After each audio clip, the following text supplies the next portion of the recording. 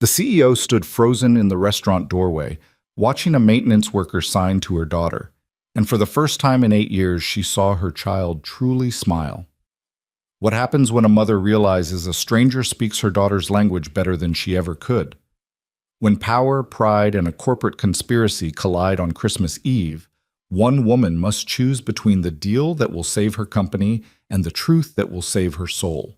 Stay with me until the end of this story, hit that like button, and comment what city you're watching from so I can see how far this journey travels. The December wind cut through Manhattan like a knife made of ice and broken promises. Evelyn Cross stood on the corner of Fifth Avenue, her Armani coat doing little to shield her from the cold that seemed to seep through expensive fabric and settle somewhere deep in her chest.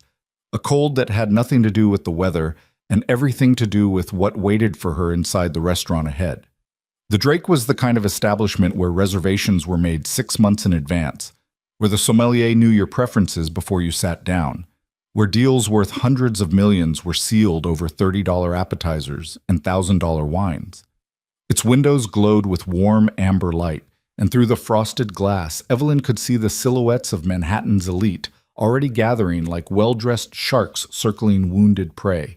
And she was the prey tonight, though none of them knew it yet. "Mom?" The small hand tugging at her coat brought Evelyn back to the present. Luna stood beside her, 8 years old and already too accustomed to waiting for her mother's attention. Her daughter's dark eyes, so much like her father's had been, watched her with that particular expression children develop when they've learned not to expect too much. "Are we going in?" Luna's voice carried the particular cadence of someone who had been deaf since birth but worked tirelessly with speech therapists to bridge the gap between her silent world and the hearing one that surrounded her.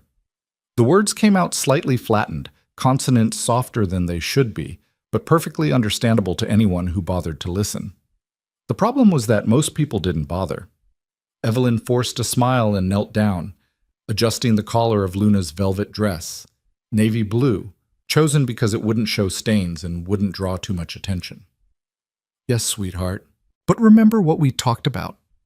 Luna's expression shuddered, becoming the careful blank mask that broke Evelyn's heart every time she saw it. The child nodded. "Use your words, Luna." "I'll be good," Luna said, her hands moving slightly at her sides, a suppressed gesture that Evelyn recognized but didn't understand. Her daughter was always moving her hands when she spoke, as if the words alone weren't enough, as if she needed another language to fully express herself, a language Evelyn had never learned. "I'll sit still. I won't bother anyone." "You're not a bother," Evelyn said automatically, but even as the words left her mouth, she felt the lie in them. Not because Luna was actually a bother, her daughter was remarkably well behaved, but because tonight, in that restaurant, with those investors, Luna would be seen as a complication, a liability, a weakness in Evelyn's armor. And Evelyn Cross, CEO of Crosstech Industries, couldn't afford to show weakness. Not tonight. Not when everything she'd built over the past 15 years was hanging by a thread so thin it might snap with a single wrong word, a single misstep, a single reason for the investors to doubt her leadership. She took Luna's hand and pushed through the restaurant's heavy doors. The wall of sound hit them immediately. The Drake's main dining room was a cathedral of wealth and noise. Crystal chandeliers casting prismatic light across tables draped in white linen. The clink of silverware against fine china creating a constant percussion. Conversations overlapping in a symphony of self-importance. Laughter too loud to be genuine. The pop of champagne corks. The artificial warmth of people who smiled with their mouths but calculated with their eyes. Evelyn felt Luna's hand tighten in hers. She glanced down and saw her daughter's other hand moving toward her ear, toward the small, nearly invisible hearing aid that allowed Luna to navigate the hearing world, but turned environments like this into something overwhelming, painful even. The aids amplified everything, couldn't distinguish between the voice Luna needed to hear and the cacophony of background noise that made it impossible to focus on anything at all. "Luna, don't," Evelyn whispered, gently pulling her daughter's hand away. "You need to keep them in." Luna's eyes found hers, and in them, Evelyn saw a plea she didn't know how to answer. But before she could say anything else, a voice cut through the noise. "Evelyn, there you are. We were beginning to think you'd gotten lost." Richard Blackwood approached with the confidence of a man who'd never been told no in his life. At 63, he was chairman of Blackwood Ventures, the lead investor in Crosstech's Series D funding round, the round that should have closed 6 months ago but had been delayed again and again as rumors circulated about Crosstech's financial health, about Evelyn's leadership, about whether a woman could really run a major tech company in an industry still dominated by men who smiled while they sharpened their knives. Richard. Evelyn released Luna's hand to shake his, her grip firm, her smile perfectly calibrated. Traffic was worse than expected. Of course. Richard's eyes flicked down to Luna for just a moment, long enough for Evelyn to see the calculation, the slight downturn of his mouth. And you've brought your daughter. How, unexpected. It's Christmas Eve, Evelyn said, her voice carrying just enough edge to remind Richard that she was still CEO, still the person he supposedly wanted to invest in. Family time. Naturally. Richard's smile didn't reach his eyes. Well, let's get you both seated. The others are already here, and we have quite a bit to discuss. He led them through the dining room, past tables where other dramas were playing out, a couple on what looked like an uncomfortable first date, a group of businessmen already several drinks deep, an elderly woman dining alone with a book. The Drake's maitre d' directed them to a private section in the back, partially separated from the main room by frosted glass panels etched with Art Deco designs. The table was set for 8. 5 seats were already occupied. Marcus Webb from Horizon Capital, Jennifer Cho representing Dynasty Investments, Robert Fitzgerald, Blackwood Ventures CFO, and 2 faces that made Evelyn's stomach drop despite years of corporate poker face training, David Chen and Patricia Morrison, members of her own board of directors. I wasn't aware this was a board meeting, Evelyn said carefully, her hand finding Luna's shoulder. Her daughter had gone very still beside her, the way she always did when she sensed tension she couldn't fully hear or understand. It's not, Patricia said smoothly. She was 55, elegant in the way of women who'd learned to weaponize their appearance, every strand of silver hair perfectly placed. Richard thought it might be helpful to have some board perspective during the investment discussions. Given the complications. That's what they were calling it now. 6 months ago, someone had leaked information about Crosstech's upcoming AI product launch to a competitor. The result had been devastating. Their competitor had beaten them to market by 3 weeks, capturing the early adopter momentum that should have been Crosstech's. Revenue projections had plummeted. Stock price had dropped 30%. And suddenly the Series D funding that should have been a formality became a negotiation, then an interrogation, then something that felt increasingly like a corporate execution. Evelyn had spent 6 months trying to identify the source of the leak. 6 months of paranoia and late nights, and examining every email, every conversation, every person who had access to the development roadmap. 6 months of coming up empty while the board grew increasingly restless and the investors grew increasingly cold. And now here they were, Christmas Eve, a dinner that was clearly about much more than investment terms. Shall we sit? Evelyn kept her voice neutral, guiding Luna to the chair beside where her own place card waited. She pulled out the chair for her daughter, then settled into her own seat, hyper-aware of how all eyes were on her, judging, measuring, looking for cracks in the foundation. Luna sat very straight, her hands folded in her lap, her eyes downcast. She'd mastered this pose over the past year, this way of making herself small and invisible. Evelyn hated it. Hated that her daughter had learned to disappear in rooms full of people. Hated that she'd never figured out how to make the world more accommodating instead of teaching Luna to accommodate it. A waiter appeared with menus and a wine list. Orders were placed with the kind of casual indifference that came from having too much money. Luna pointed at the pasta dish, and the waiter nodded without making eye contact, as if acknowledging her directly might somehow be improper. Once the waiter departed, Richard leaned forward, his hands clasped on the table. Evelyn, let's not waste time with pleasantries. You know why we're here. I assumed it was to finalize the Series D terms, Evelyn said. The terms we agreed upon 6 months ago. The terms we discussed 6 months ago, before your company's valuation dropped by 1/3. This from Marcus Webb, a vulture capitalist in every sense of the word. The landscape has changed, Evelyn. Surely you understand that our investment thesis needs to change with it. Your investment thesis was based on Crosstech's technology, our team, and our market position, Evelyn countered. Those fundamentals haven't changed. We had a setback, yes, but a setback? Jennifer Cho's voice was sharp. Your competitor took your entire market segment. Your Q3 numbers were abysmal. Your projected Q4 numbers are even worse. This isn't a setback, Evelyn. This is a crisis. Luna shifted in her chair. Evelyn felt it more than saw it. That small movement that meant her daughter was uncomfortable, overwhelmed by the tension crackling across the table like electricity before a storm. She reached over and placed her hand over Luna's, squeezed gently. Luna didn't squeeze back. Every company faces challenges, Evelyn said, forcing herself to focus on the investors rather than her daughter's withdrawal. What matters is how leadership responds. I've restructured our development pipeline, accelerated our next product launch, and implemented security protocols to ensure nothing like the leak happens again. Have you identified who was responsible for the leak? This from Patricia Morrison, and there was something in her voice, something that made the hair on the back of Evelyn's neck stand up. Not yet, Evelyn admitted, but not yet. David Chen shook his head slowly. He was the newest board member, brought in 8 months ago as part of a diversity initiative that now felt like it might have been a Trojan horse. Evelyn, how can we trust your security protocols when you can't even identify the breach that cost the company hundreds of millions? I have a team working on it, Evelyn said tightly. These things take time. Time we don't have. Richard's voice had taken on a tone of finality that Evelyn recognized from 100 other negotiations, 100 other rooms where men had decided a woman's time was up. Evelyn, the investors have discussed this at length.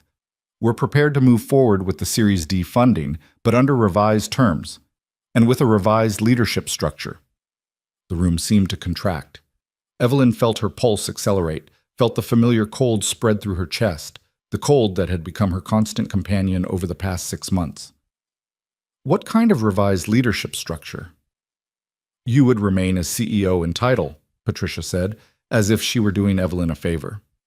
But we'd bring in a chief operating officer who would oversee day-to-day operations and report directly to the board. Someone with a proven track record of someone to manage me, Evelyn interrupted flatly. Someone to make sure the emotional woman doesn't make any more mistakes. No one said anything about emotion, Richard said, but his tone suggested that's exactly what he was thinking. This is about corporate governance, about accountability, about ensuring that Crosstech has the leadership it needs to weather this crisis and emerge stronger. I built Crosstech from nothing. Evelyn's voice was quiet, but carried an edge that could cut glass. 15 years ago, I was coding in my apartment, pitching to investors who barely looked up from their phones. I grew this company to 800 employees, to $1 billion valuation, to technology that is genuinely innovative. And now you want to put someone over me because we had one bad quarter? One catastrophic quarter, Jennifer corrected. And let's be honest, Evelyn, there are concerns beyond just the numbers. Here it comes, Evelyn thought, the real reason for this dinner. What concerns? Jennifer glanced at Luna, then back at Evelyn, and in that glance was everything Evelyn had feared, everything she'd been fighting against since the day Luna was born. You're a single mother with a special needs child, Jennifer said, her voice taking on a tone of false sympathy that was worse than outright hostility. No one doubts your dedication, but there are questions about whether you can give Crosstech the attention it needs during this critical period, whether your personal obligations might be affecting your judgment. The cold in Evelyn's chest turned to ice, then to fire. My daughter, she said carefully, each word precisely enunciated, has nothing to do with my ability to lead this company. Of course not, David agreed too quickly. But perception matters, Evelyn. And the perception is that you're distracted, that you're stretched too thin, that maybe it's time to step back, at least partially, and let others help carry the load. Luna tugged at Evelyn's sleeve. When Evelyn looked down, her daughter's face was pale, her eyes wide. Mom, she said quietly, can I go to the bathroom? Not right now, sweetheart, Evelyn said, trying to soften her voice even as her entire world tilted on its axis. Just a few more minutes. But Mom, Luna, please, just sit still. Luna's face crumpled for just a second, a flash of hurt that she quickly buried under that careful blank mask. She pulled her hand away from Evelyn's and folded both hands in her lap again, staring down at the table. Evelyn felt the loss of that contact like a physical pain, but she couldn't deal with it now. Not when everything was falling apart. Not when she needed every ounce of focus to fight for what she'd built. "Let me be clear," she said, turning her attention back to the investors. "I will not accept a COO position over me. I will not accept any leadership structure that undermines my authority as CEO. If those are your terms, then we don't have a deal." The silence that followed was heavy with implications. "Evelyn," Richard said finally, "be reasonable. You're not in a position to dictate terms here. Without this funding, Crosstech will be out of money in 6 months. Your options are to accept our structure or watch your company die." "There are other investors," Evelyn said, but even she could hear how hollow it sounded. They'd tried other investors. Every door in Silicon Valley had closed when word got out about their troubles. In this industry, failure was contagious, and no one wanted to catch it. "Are there?" Patricia's smile was cold. "Because, from what I understand, you've exhausted most of your options. This is the deal on the table, Evelyn. Take it or leave it, and explain to your 800 employees why their stock options just became worthless." Evelyn opened her mouth to respond, but before she could, the lights flickered. It was brief, barely a second, but everyone noticed. Conversations around them stuttered. The ambient noise of the restaurant dropped for a moment, then resumed.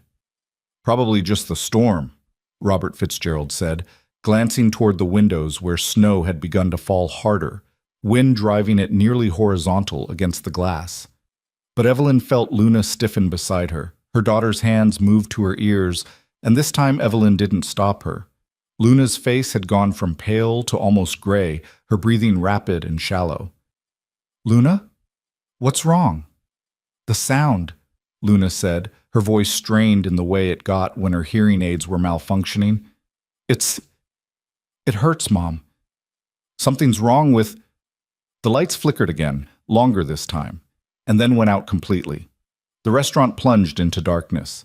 For 3 seconds, there was absolute silence, the kind of shocked quiet that follows when the world suddenly changes its rules. Then came the sounds of confusion, someone's nervous laugh, a glass being knocked over, chairs scraping as people stood. Emergency lights kicked in, casting everything in a dim, eerie red glow that made faces look ghostly and shadows dance across walls. Luna's hands were pressed hard against her ears now, her eyes squeezed shut. Evelyn could see her daughter's mouth moving, but couldn't hear what she was saying over the rising tide of voices, alarm, confusion, a few attempts at humor masking real fear. "Luna, it's okay," Evelyn said, pulling her daughter close. "It's just a power outage. It's fine." But Luna was shaking her head, her whole body trembling. "No, Mom, my aides, something's wrong with them. There's this noise, this horrible..." And then Luna pulled away from Evelyn and bolted. She moved fast, pushing through the crowd of people now standing around their tables, past concerned waiters trying to restore order, heading toward what Evelyn realized was a service door partially hidden behind one of the frosted glass panels. "Luna!" Evelyn stood, started to follow, but Richard's hand caught her arm. "Evelyn, we need to..." "My daughter," she said sharply, pulling free. "Excuse me." She heard Patricia's voice behind her, something about exactly what we're talking about, but Evelyn was already moving, following the small figure in the navy blue dress as Luna disappeared through the service door into whatever lay beyond. The service corridor was dimmer than the dining room, lit only by a few emergency lights placed at intervals along the wall. It smelled like industrial cleaning supplies, and the kind of food that's meant to be consumed quickly in employee break rooms. The sounds of the restaurant were muted here, replaced by the hum of commercial refrigerators and the distant clatter of a kitchen in controlled chaos. Evelyn found Luna 20 feet down the corridor, pressed against the wall, both hands over her ears, tears streaming down her face. "Sweetheart." Evelyn knelt in front of her daughter, gently touching her shoulder. "Talk to me. What's wrong with your hearing aids?" "It's like screaming," Luna managed, her voice rough with tears. "Like static and screaming, and it won't stop, and I tried to make it stop, but..." Okay, let's take them out." Evelyn's hand shook slightly as she reached for the nearly invisible devices. She'd watched the audiologist demonstrate this 100 times, but had rarely done it herself. Luna usually managed her own hearing aids, proud of her independence even at 8 years old. But tonight, Luna's hands were trembling too much.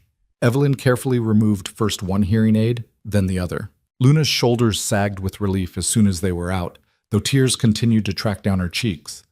"Better?" Evelyn asked, then remembered. Without the aids, Luna couldn't hear her at all. She should sign.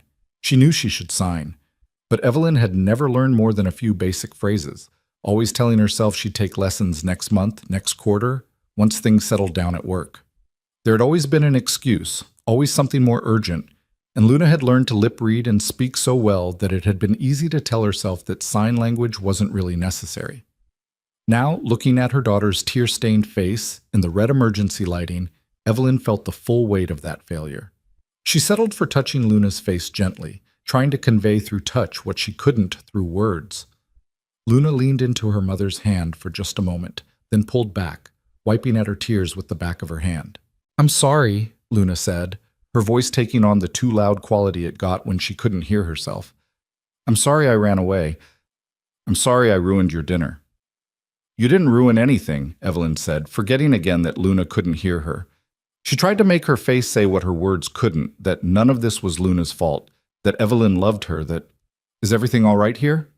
Evelyn turned to find a man standing a few feet away, wearing the kind of generic utility uniform that marked him as building maintenance or possibly security. He was in his mid-30s, tall and lean, with dark hair that curled slightly at his collar, observant eyes that took in the scene with what looked like genuine concern rather than nosiness. "We're fine," Evelyn said curtly, standing and positioning herself slightly between the man and Luna. "Just needed a moment away from the crowd." The man nodded slowly, but his eyes had moved to Luna, taking in the hearing aids in Evelyn's hand, the tear tracks on her daughter's face. And then his hands moved. He signed something, smooth, fluid, natural. Evelyn had no idea what he'd said, but she saw Luna's eyes widen, saw her daughter straighten slightly. Luna's hands moved in response, faster than Evelyn had ever seen them move when she was trying to communicate with her mother. A whole conversation in gestures that Evelyn couldn't understand, couldn't participate in. The man smiled and signed something else that made Luna's face brighten just slightly. Then he knelt down to Luna's level and continued the conversation in sign language, occasionally glancing up at Evelyn as if to include her, though they both knew she was excluded by her own ignorance. Evelyn watched her daughter come back to life, watched the tension leave Luna's shoulders, watched her respond with increasing animation, watched her almost smile become something more genuine, and felt something twist in her chest that might have been gratitude, or might have been jealousy, or might have been shame. After a minute, the man stood and addressed Evelyn directly, his voice gentle, but not condescending. "She says the power fluctuation caused feedback in her hearing aids, made them emit a high-pitched sound that was painful." "Who are you?" Evelyn asked. "Caleb Moore. I work maintenance for the building." He paused, then added, "My son is deaf. When I saw your daughter having trouble, I thought maybe I could help." Luna tugged at Caleb's sleeve and signed something rapidly. He listened, watched, then nodded and signed back before turning to Evelyn. "She wants to know if you're angry with her." The twist in Evelyn's chest became a sharp pain. "No, God, no. Luna—" She looked down at her daughter, tried to make her face convey everything she felt. "I'm not angry. I'm sorry. I'm sorry you were in pain and I didn't eat." She didn't finish the sentence, but they all knew what she meant. She didn't understand. She didn't know what Luna needed. She didn't speak her own daughter's language. Caleb signed something to Luna, who nodded, and then, hesitantly, reached out to take Evelyn's hand. "The power should be back soon," Caleb said, "but you might want to keep those hearing aids out until the system stabilizes. The fluctuations could happen again." "What's causing it?" Evelyn asked. "A storm wouldn't do this." Something flickered across Caleb's face, so quick that Evelyn almost missed it. "Could be a lot of things. Old building, old wiring. I'm sure the emergency crew will figure it out." He was lying, or at least not telling the whole truth. Evelyn had spent 15 years reading people across negotiating tables. and she knew what omission looked like.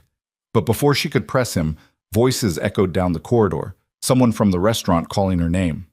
"Ms. Cross? Evelyn Cross?" Evelyn turned to see one of the Drake's managers hurrying toward them, looking harried. "Ms. Cross, your party is asking for you. The power's coming back on, and they'd like to continue your discussion." Of course they would. The investors wouldn't let a little thing like a power outage derail their corporate coup. Evelyn looked down at Luna, then at the hearing aids in her hand, then back at Caleb. "Can she stay here with you? Just for a few more minutes?" She saw the surprise on Caleb's face, followed quickly by something that might have been respect. "Of course. Noah, my son, should be finishing up his homework in the break room. Luna would be welcome to wait with us." Luna signed something, and Caleb translated. "She says she'll be okay. She wants you to go back to your dinner." Such a good girl. Such a well-trained daughter. Always accommodating, always making herself small, always putting her mother's needs first, because that's what she'd learned to do. Evelyn knelt again, took both of Luna's hands in hers. "I'll be back as soon as I can. I promise." Luna nodded, but there was something in her eyes. A wariness, a learned doubt. How many times had Evelyn made promises she couldn't quite keep? How many times had "as soon as I can" stretched into hours? As Evelyn stood and turned to follow the manager back toward the dining room, she looked over her shoulder one last time. Caleb had already signed something that made Luna smile. Not the careful, controlled smile she gave adults who made her nervous, but a real smile, the kind Evelyn couldn't remember seeing in months. A stranger could make her daughter smile with just a few gestures. A maintenance worker she'd known for 5 minutes could communicate more in sign language than Evelyn had managed in 8 years. The cold in her chest became something else, something that felt like grief for all the conversations she'd never had, all the moments of connection she'd missed because she'd been too busy, too focused on building her company, too convinced that Luna's speaking and lip reading meant that sign language could wait. The lights flickered once more as she re-entered the dining room, then steadied. The chandeliers blazed back to full brightness, making everyone squint. Conversations resumed with nervous laughter, relief palpable in the air. Evelyn returned to her table, where the investors sat with expressions ranging from impatience to poorly concealed irritation. "Everything all right?" Richard asked, his tone suggesting he didn't particularly care about the answer. "Fine," Evelyn said shortly, settling back into her chair. "Where were we?" "We were discussing the proposed leadership changes," Patricia said. "Evelyn, the board has already voted on this. 4-3 in favor of bringing in a COO.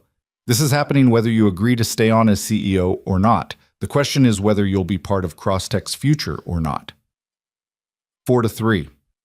That meant that 3 board members had voted in her favor, probably the ones who'd made their fortunes in tech and remembered what it was like to build something from nothing. But 4 had voted against her, and in corporate governance, 4 beat 3 every time. "Who voted against me?" Evelyn asked quietly.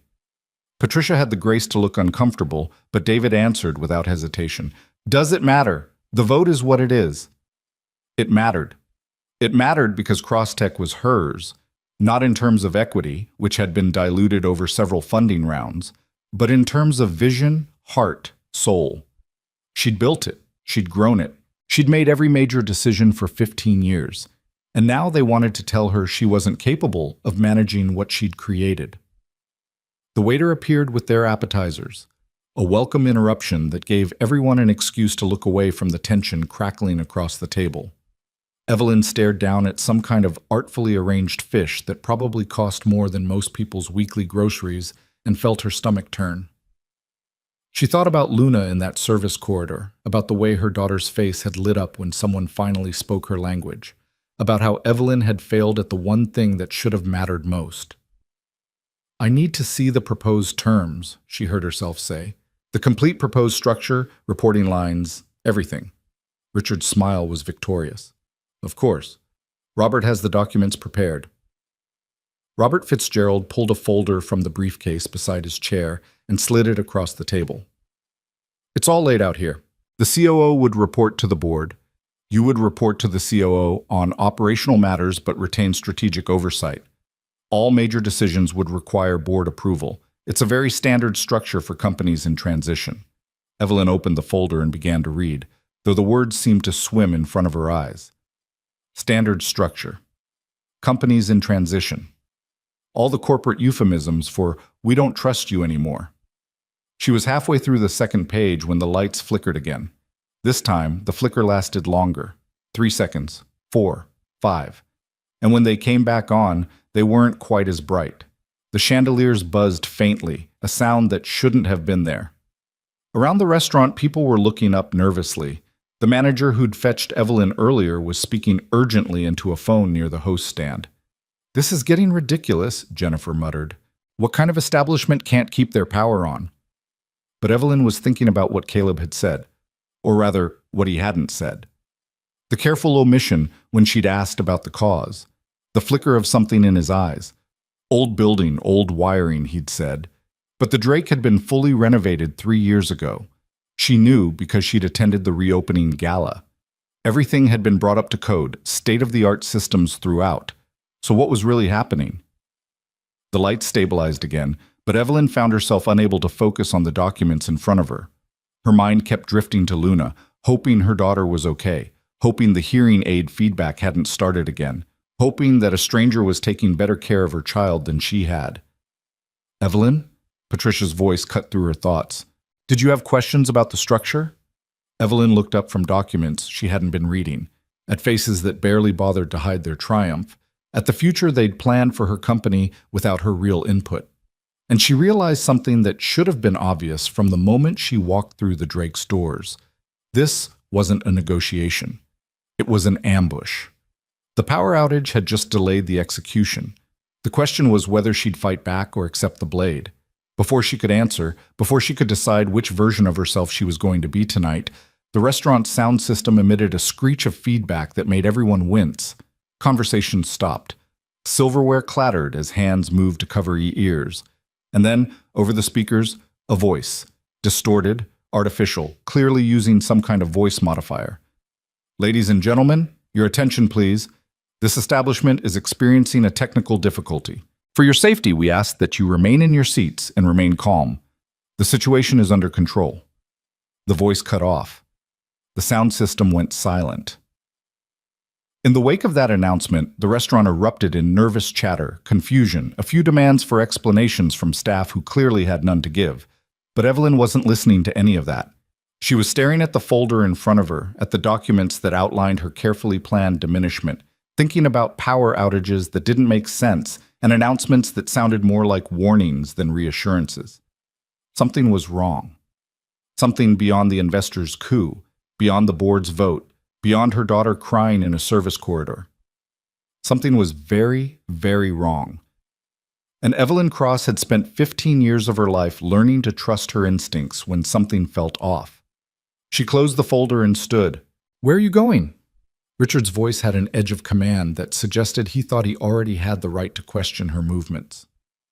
"To check on my daughter," Evelyn said evenly, "and to find out what's really going on." She didn't wait for permission.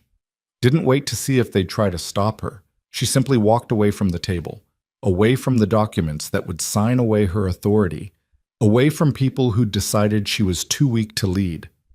Walked toward the service corridor where her daughter waited with a stranger who could speak her language, and tried to ignore the feeling in her gut that said tonight was about to get much worse before it got better. The service corridor felt colder the second time Evelyn walked through it, or maybe that was just the fear crystallizing in her veins.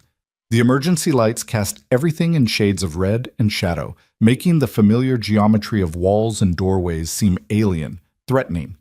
Behind her, she could hear the rising tide of voices from the dining room, confusion bleeding into panic as people realized that whatever was happening wasn't being resolved as quickly as promised. She found Luna exactly where she'd left her, but the scene had shifted in ways that made Evelyn's chest tighten with an emotion she couldn't quite name. Her daughter sat cross-legged on the floor next to a boy who looked about 10, both of them bent over what appeared to be a homework assignment spread across a clipboard. The boy's hands moved in fluid conversation, and Luna responded with equal fluency, her face animated in a way Evelyn rarely saw anymore. Caleb stood a few feet away, examining an electrical panel on the wall with the kind of focused intensity that suggested he was seeing more than just circuits and breakers. "Caleb!" Evelyn's voice came out sharper than she'd intended, edged with the adrenaline that came from not understanding what was happening in her own life. "What's going on?" That announcement. He turned, and she saw something in his expression that confirmed her worst suspicions. He knew something he hadn't shared when they'd first met. "Noah, keep working on that math problem," Caleb said to the boy, his hands moving as he spoke so his son could follow both the verbal and signed instruction. Then he gestured for Evelyn to step a few feet away, out of the children's earshot. When he spoke, his voice was low and controlled. "How much do you know about your dinner companions?" The question was so unexpected that Evelyn felt her carefully maintained composure crack. "Excuse me? The people you're meeting with, how well do you trust them?" "I don't see how that's any of your business," Evelyn said, but even as the words left her mouth, she was remembering the documents in that folder, the 4-3 vote, the careful way Patricia and David had orchestrated this entire evening. "Why are you asking?" Caleb's jaw tightened. "Because someone in that dining room is deliberately sabotaging the Drake's electrical and network systems. This isn't a power outage. It's an attack." The words should have sounded absurd, the paranoid fantasy of someone who'd watched too many thrillers. But Evelyn had built a career on reading people, on knowing when someone was lying and when they were telling an uncomfortable truth. And Caleb Moore wasn't lying. "How do you know?" she asked quietly. "Because I helped design the building's security systems when they renovated 3 years ago. I know every circuit, every backup, every failsafe." "What's happening tonight isn't random failure. Someone is systematically disabling security protocols while making it look like electrical problems." He paused, studying her face. "You're Evelyn Cross, Crosstech Industries. I recognized you when I saw you earlier, but I didn't want to say anything in front of your daughter." "Then why are you telling me now?" "Because whatever's about to happen, you need to know it's deliberate. And you need to decide whether the people you're meeting with tonight might have a reason to want you compromised." The word hung in the air between them like a threat. Compromised. Not just the business kind where your market position weakened or your stock price dropped. The kind where something genuinely dangerous was unfolding. Evelyn thought about the folder on the table, the COO position that had already been voted on before she'd even arrived. The way Patricia and David had looked at her, not with the discomfort of board members delivering bad news, but with something that might have been anticipation. "You think this is connected to my meeting," she said slowly. "You think someone I'm dining with is behind this. I think it's suspicious that on the same night you're having what looks like a very tense business dinner, someone is systematically taking down every security camera in this building while being careful to keep enough power running that no one evacuates." Caleb's eyes were steady on hers. "I think whoever's doing this wants everyone to stay exactly where they are while something else unfolds." A crash from the dining room made them both turn. Through the partially open service door, Evelyn could see chaos beginning to take hold. People standing, voices raised, the manager trying to maintain order while clearly having no idea what to tell anyone. "Mom?" Luna's voice, too loud without her hearing aids to modulate volume. Evelyn turned to find her daughter standing, Noah beside her, both children's faces tight with fear. Luna's hands moved rapidly, and Caleb translated without being asked. "She wants to know if we're in danger. She says Noah is scared, and she's scared too." The naked truth of it, the admission that her always accommodating daughter was frightened, cut through every corporate instinct Evelyn had cultivated over 15 years. This wasn't about board votes or investor confidence or maintaining the appearance of control. This was about her child, frightened and asking a question that deserved an honest answer. "I don't know," Evelyn said, and watched Caleb sign her words to Luna. "But we're going to figure it out." Luna's face didn't relax, but she nodded with the kind of solemn acceptance that children develop when the adults in their life have been honest with them about hard things. She turned to Noah and signed something that made the boy's shoulders straighten slightly, some reassurance passing between them in a language Evelyn still couldn't speak. The lights flickered again, longer this time, a full 10 seconds of darkness before the emergency lighting kicked back in. And in that darkness, Evelyn heard something from the dining room that made her blood run cold. A scream, high, sharp, terrified. She was moving before conscious thought caught up with instinct, pushing back through the service door into the dining room where people were now standing in clusters, some backing toward exits, others frozen in place. The red emergency lighting made everything look like a scene from a nightmare, familiar faces rendered strange and threatening by shadow and fear. "What happened?" Evelyn demanded of the nearest waiter, a young man whose name tag read James and whose face had gone pale. "Someone's phone—" James gestured toward a table near the windows where a woman in an emerald dress stood staring at her device with an expression of absolute horror. "She got a message, something about, I don't know, she just screamed." Evelyn pushed through the crowd toward the woman, aware of Caleb following behind her, his presence solid and somehow reassuring. When she reached the table, the woman looked up, her carefully applied makeup streaking with tears. "They have my daughter," the woman whispered. "They sent me a picture. My daughter at her dorm room. They know where she is. They said—" Her voice broke. "They said if I try to leave or call anyone, they'll—" She couldn't finish the sentence. Didn't need to. The threat was clear enough. Around them, other phones were beginning to chirp with incoming messages. Evelyn watched as face after face went from confusion to shock to fear. Whatever was happening wasn't random. It was targeted, coordinated. Her own phone buzzed in her clutch. She pulled it out with hands that had started to shake despite every effort to remain calm. The message had no sender ID, just a photo and 2 lines of text. The photo was of Luna, taken within the last 5 minutes based on what her daughter was wearing, taken in the service corridor where Evelyn had just left her. The angle suggested it had been captured by a security camera. Below the photo, "Stay in the dining room. Say nothing to security. Wait for instructions. Your daughter's safety depends on your cooperation." The world contracted to that single image, that single threat. Every protective instinct Evelyn had developed over 8 years of single motherhood crystallized into pure rage, hot and sharp enough to cut. "Luna," she breathed. Caleb was already moving, reading the situation from her expression. "Noah and Luna, someone's watching them." As Evelyn shoved the phone toward him, not caring about privacy or propriety or anything except getting to her daughter. "They sent me this. They're threatening her." Caleb's face went hard in a way that transformed him from a maintenance worker into something far more dangerous. "The cameras are compromised. I should have moved them immediately. We need to get to them now." Evelyn was already pushing back toward the service corridor, but Caleb caught her arm. "Wait. If whoever's doing this is watching the cameras, they'll see you heading back there. They might—" He stopped, jaw working as he calculated risks. "We need to be smart about this. My daughter is with my son, and I will not let anything happen to either of them." The conviction in his voice was absolute, but rushing in without a plan could make things worse. He was right. Evelyn knew he was right, but every instinct was screaming at her to run to Luna, to put herself between her daughter and whatever threat was unfolding. The restaurant's sound system crackled to life again, that same distorted voice cutting through the rising panic. "Ladies and gentlemen, remain calm. A situation is developing that requires your cooperation.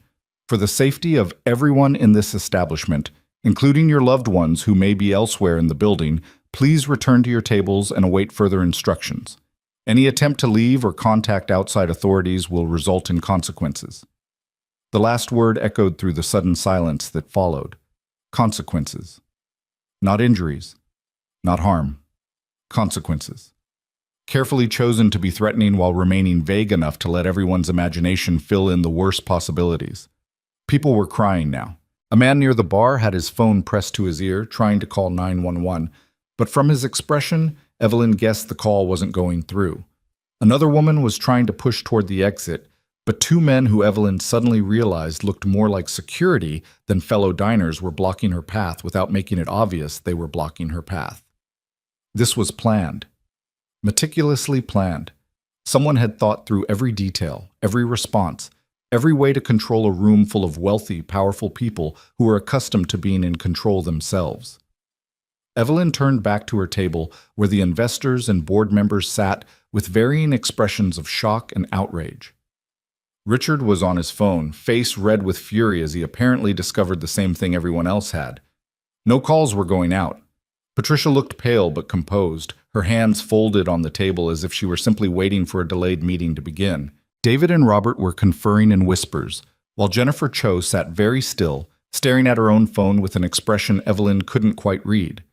Marcus Webb caught her eye and gestured her over with the kind of imperious wave that suggested he'd forgotten they were all hostages and had reverted to thinking of himself as someone who gave orders others followed. "This is unacceptable," Marcus said as soon as Evelyn was within earshot. "Whatever game someone's playing, but some." "This isn't a game." Evelyn's voice came out colder than she'd intended. "Someone is threatening people's families, including my daughter." Patricia's head snapped up. "What?" "Luna is being watched by whoever is doing this. They sent me her photo." Evelyn pulled out her phone again, showed them the image and threat. "Someone has access to all the security cameras. Someone knows exactly who's here and how to threaten them." "Then we need to contact the police," Richard said, but even he didn't sound convinced it would be that simple. "Phones aren't working," Jennifer said quietly. She held up her own device, showing a screen full of failed call attempts. "I've tried every number I have. Nothing goes through. Internet is down too. We're completely cut off." Caleb appeared at Evelyn's shoulder, moving with the kind of quiet authority that made even Marcus Webb pause before objecting to the presence of someone in a utility uniform at their table. "The landlines are down too. Every external communication system has been disabled. Whoever planned this knew exactly how this building's infrastructure works." "Who are you?" Patricia demanded. "Someone who designed the security systems you're all relying on right now," Caleb said evenly. "And someone who can tell you that this level of access, this level of control, it didn't come from outside. Someone inside this building, probably someone in this room, gave the attackers everything they needed." The silence that followed was absolute. Evelyn watched faces around the table, looking for tells, for guilty glances, for anything that might indicate who among them had betrayed everyone else. But these were people who'd built careers on poker faces and careful deception. If one of them was responsible, they weren't going to reveal it easily. "That's absurd," David said finally. "Why would anyone here cooperate with whatever this is? We're all victims." "Are we?" Caleb's gaze moved around the table, assessing each person with the kind of attention that made Evelyn revise her estimation of who and what he was. Not just building maintenance. Something more. Someone who knew how to read situations most people would miss. "Because from what I can see, some of you seem less surprised than others. Some of you had your phones in your hands before the announcement, as if you were expecting something." His eyes landed on Jennifer Cho, who'd been staring at her phone with that unreadable expression. "Ms. Cho, what did your message say?" Jennifer's carefully maintained composure cracked. "I don't know what you're talking about." "Your phone. You've been staring at it for the past 3 minutes. Not trying to call anyone, not texting, just staring. What are you looking at?" For a long moment, Evelyn thought Jennifer would refuse to answer. But then something in her face shifted. Resignation, maybe, or the calculation that denial would only make things worse. She turned her phone toward them. On the screen was a message similar to the one Evelyn had received, but with one crucial difference. Status: Phase 2 initiated. Maintain position. Asset extraction in progress. "Asset extraction," Evelyn repeated slowly. The corporate euphemism sounded obscene in the context of hostages and threats. "What assets? What are you involved in, Jennifer?" "Nothing. I received this by mistake, I think. I don't know what it means." But Jennifer's voice lacked conviction, and her hands trembled slightly as she pulled her phone back. Richard leaned forward, his earlier fury giving way to something more calculating. "Jennifer, if you know something about what's happening here—" "I don't know anything." Jennifer's voice rose, drawing attention from nearby tables. She seemed to realize it and lowered her tone. "I got a message. That's all. I have no idea who sent it or what it means." "Then why didn't you show it to anyone immediately?" Patricia asked. "Why sit there staring at it if you thought it was some kind of mistake?" Jennifer opened her mouth to respond, but before she could, the lights went out again. This time they stayed out longer. 30 seconds, 40. A full minute of darkness broken only by the red emergency lighting that seemed to grow dimmer with each passing second. In that darkness, Evelyn heard movement. Not the confused shuffling of frightened people, but purposeful footsteps. Multiple sets, coming from different directions. "Everyone stay where you are," a new voice called out. Male, authoritative, but not the distorted voice from the speakers. This was someone in the room with them. "Building security. We're working to resolve the situation. Remain calm," and the voice cut off with a grunt of pain and the sound of something heavy hitting the floor. People screamed. Someone near Evelyn knocked over a chair trying to move away from whatever had just happened. When the emergency lights brightened again, Evelyn saw what everyone else saw. One of the Drake's actual security guards unconscious on the floor, and standing over him were three men in dark tactical gear that looked nothing like the restaurant's usual staffing.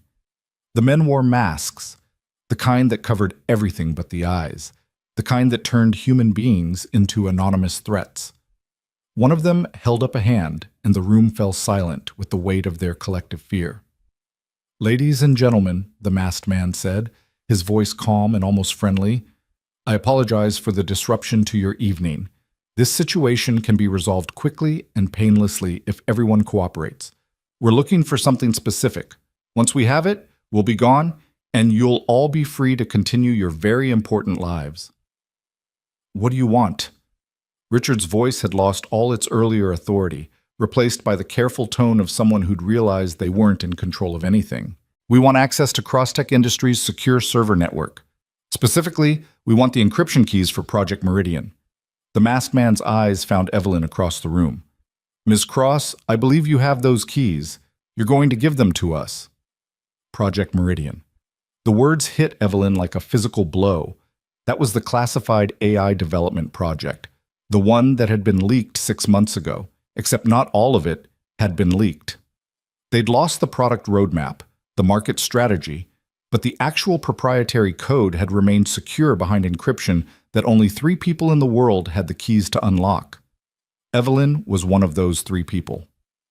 "I don't carry encryption keys in my purse," Evelyn said, trying to keep her voice steady even as her mind raced through implications and possibilities. "They're stored securely, off-site. You'd need to access your phone, which has a secure app that can generate temporary access codes." The masked man's voice remained pleasant, which somehow made him more terrifying than if he'd been shouting threats. "We know how your security protocols work, Ms. Cross.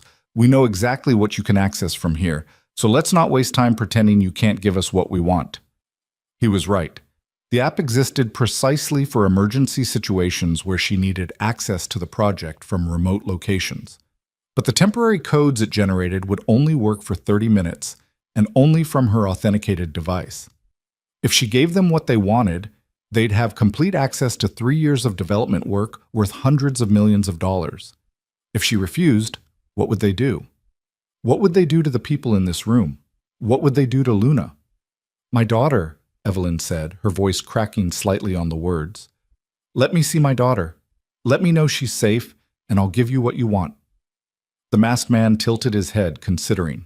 "Your daughter is perfectly safe, Ms. Cross. She's exactly where you left her, being watched by someone who will ensure no harm comes to her as long as you cooperate." He paused. "But you don't trust me, do you? You want proof."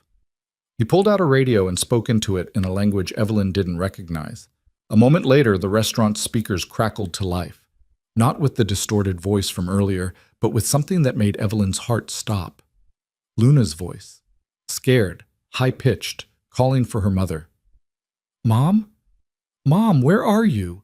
There's someone here, and Noah said we have to be quiet, but I'm scared. Mom?" Evelyn was moving before she'd consciously decided to move, but Caleb caught her arm again, his grip firm enough to stop her forward momentum. "Wait," he said quietly. "That's a recording. Listen to the background. There's no ambient sound, no room noise. They recorded her earlier, and they're playing it back to manipulate you." He was right. Now that he'd pointed it out, Evelyn could hear it. The slight flatness that came from recorded audio, the lack of natural echo that should have been there if Luna was speaking in real time in an actual space. But that meant someone had been close enough to her daughter to record her voice. Someone had been close enough to frighten her into calling for help. The rage Evelyn had felt earlier crystallized into something cold and clear and absolutely lethal. "You're playing games," she said to the masked man. You're trying to manipulate me. But here's what you don't understand about mothers. Every game you play, every threat you make against my child, makes me less likely to give you what you want, not more." The masked man's eyes narrowed slightly. "That's very brave, Ms. Cross, but also very stupid. You're not in a position to—" "Neither are you." The voice came from behind the masked men, and everyone turned to see Caleb stepping forward, his earlier careful neutrality replaced by something that made the armed men shift their weight slightly, preparing for a threat. "Because I know who sent you, I know who's paying you, and I know that the encrypted files you're trying to steal will be worthless in about—" He glanced at his watch. 15 minutes when the backup security protocols I initiated 10 minutes ago complete their cycle. The masked man's hand moved toward his weapon, but Caleb continued, his voice level and utterly confident. "I helped design Crosstech's security architecture 2 years ago, consulting contract. I know every backdoor, every failsafe, every protocol. And when I saw the security cameras being compromised, I activated a remote wipe sequence for all encryption keys in Crosstech's system. By the time you force Ms. Cross to generate those temporary codes, there won't be anything left to decrypt." Evelyn stared at him. She'd never hired anyone named Caleb Moore to work on security architecture. She'd have remembered, which meant he was either lying, bluffing to buy them time, or he'd been involved with Crosstech under a different name for reasons he hadn't shared. Either way, he'd just made himself a target. The masked man studied Caleb for a long moment, then spoke into his radio again. This time, Evelyn caught a few words that sounded like codes, instructions. Whatever he was saying, it was changing the situation. "Interesting," the masked man said finally. "You're Caleb Moore, the former NSA contractor who disappeared 3 years ago after a rather spectacular falling out with your employers. The one who's supposed to be dead." Evelyn's mind reeled. NSA, dead. The man who'd been signing with her daughter, who worked maintenance in a Manhattan restaurant, had a past that was apparently more complicated than anything she'd imagined. "I got better," Caleb said dryly. "And I'm telling you that whatever you're planning, whatever you think you're going to accomplish here, it's already falling apart. So maybe it's time to cut your losses and leave before this turns into something you can't walk away from." For a long moment, no one moved. The entire dining room held its breath, waiting to see how this standoff would resolve. Then the masked man smiled. Evelyn could see it in his eyes, the way they crinkled at the corners. "You're bluffing," he said. "There's no remote wipe sequence. That's not how Crosstech security works. I've seen the architecture myself. You're trying to buy time." "Maybe," Caleb agreed. "Or maybe I'm telling the truth and you're about to lose everything you came here for. Want to risk it?" The silence stretched out, tension building like pressure behind a dam. Evelyn could feel her own heartbeat, loud and fast, counting down seconds that felt like hours. The masked man raised his radio again, but before he could speak into it, the lights flickered one more time. And then, something unexpected happened. Every phone in the room started ringing at once, not buzzing with texts or chirping with notifications, actually ringing, loud and shrill and impossible to ignore. People grabbed their devices, confusion mixing with hope that maybe the communications blackout had ended. But when they answered, their expressions changed from hope to horror. Because on every screen was the same image, security camera footage showing 2 children, Luna and Noah, sitting in what looked like a storage room, unaware they were being filmed, unaware that their faces were now being broadcast to their parents and every other phone in the room. And in the corner of each screen, a countdown timer, 10 at-walk minutes and ticking down. The masked man's voice carried across the room, cutting through the rising panic. "That's how long you have, Ms. Cross. 10 minutes to give us what we want, or we will demonstrate that we are very serious about consequences." Evelyn looked at the screen, at her daughter's face, at Luna signing something to Noah that Evelyn couldn't understand but could see was trying to be brave, trying to comfort the other boy, even though she was frightened too. And she made a decision that would change everything that came after. "All right," she said quietly. "You win. I'll give you the encryption keys." The words left Evelyn's mouth before she'd fully processed what agreeing would mean. She watched the masked man's shoulders relax slightly, satisfaction evident even through the tactical gear and anonymity. He'd won, or thought he had, and that confidence would be either his greatest strength or his fatal weakness. A wise choice, Ms. Cross, he said, gesturing toward her with the kind of casual authority that suggested he'd done this before. Please, take out your phone. Open the secure application. Generate the temporary access codes.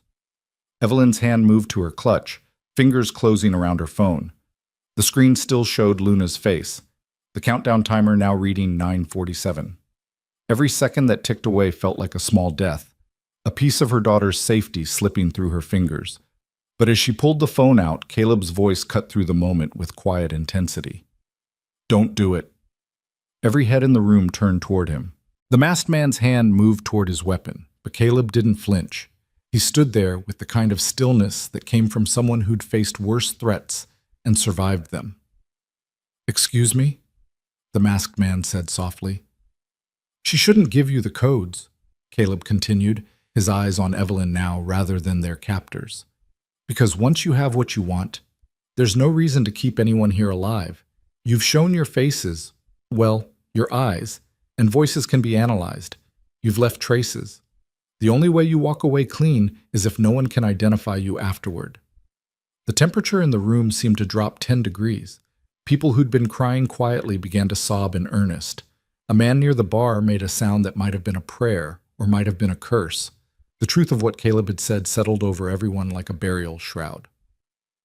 That's a very dramatic interpretation, the masked man said, but something in his voice had changed, a flatness that suggested Caleb had touched on an uncomfortable truth.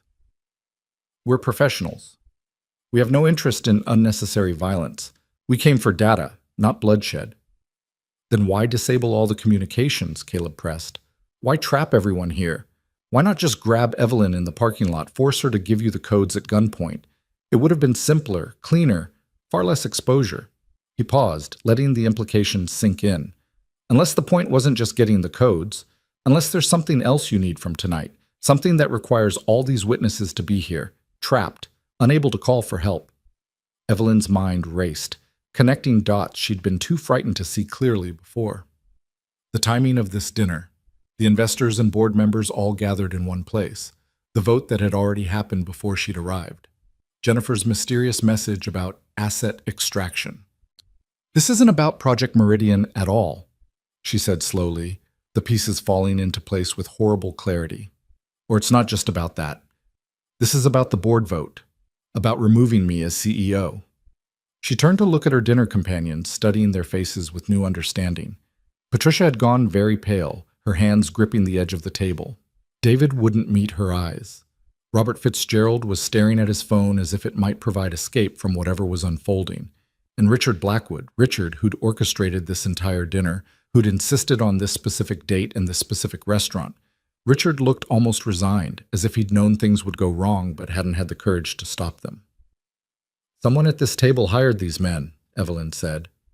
Someone knew the security systems, knew how to coordinate this attack, knew that I'd be here tonight with my daughter.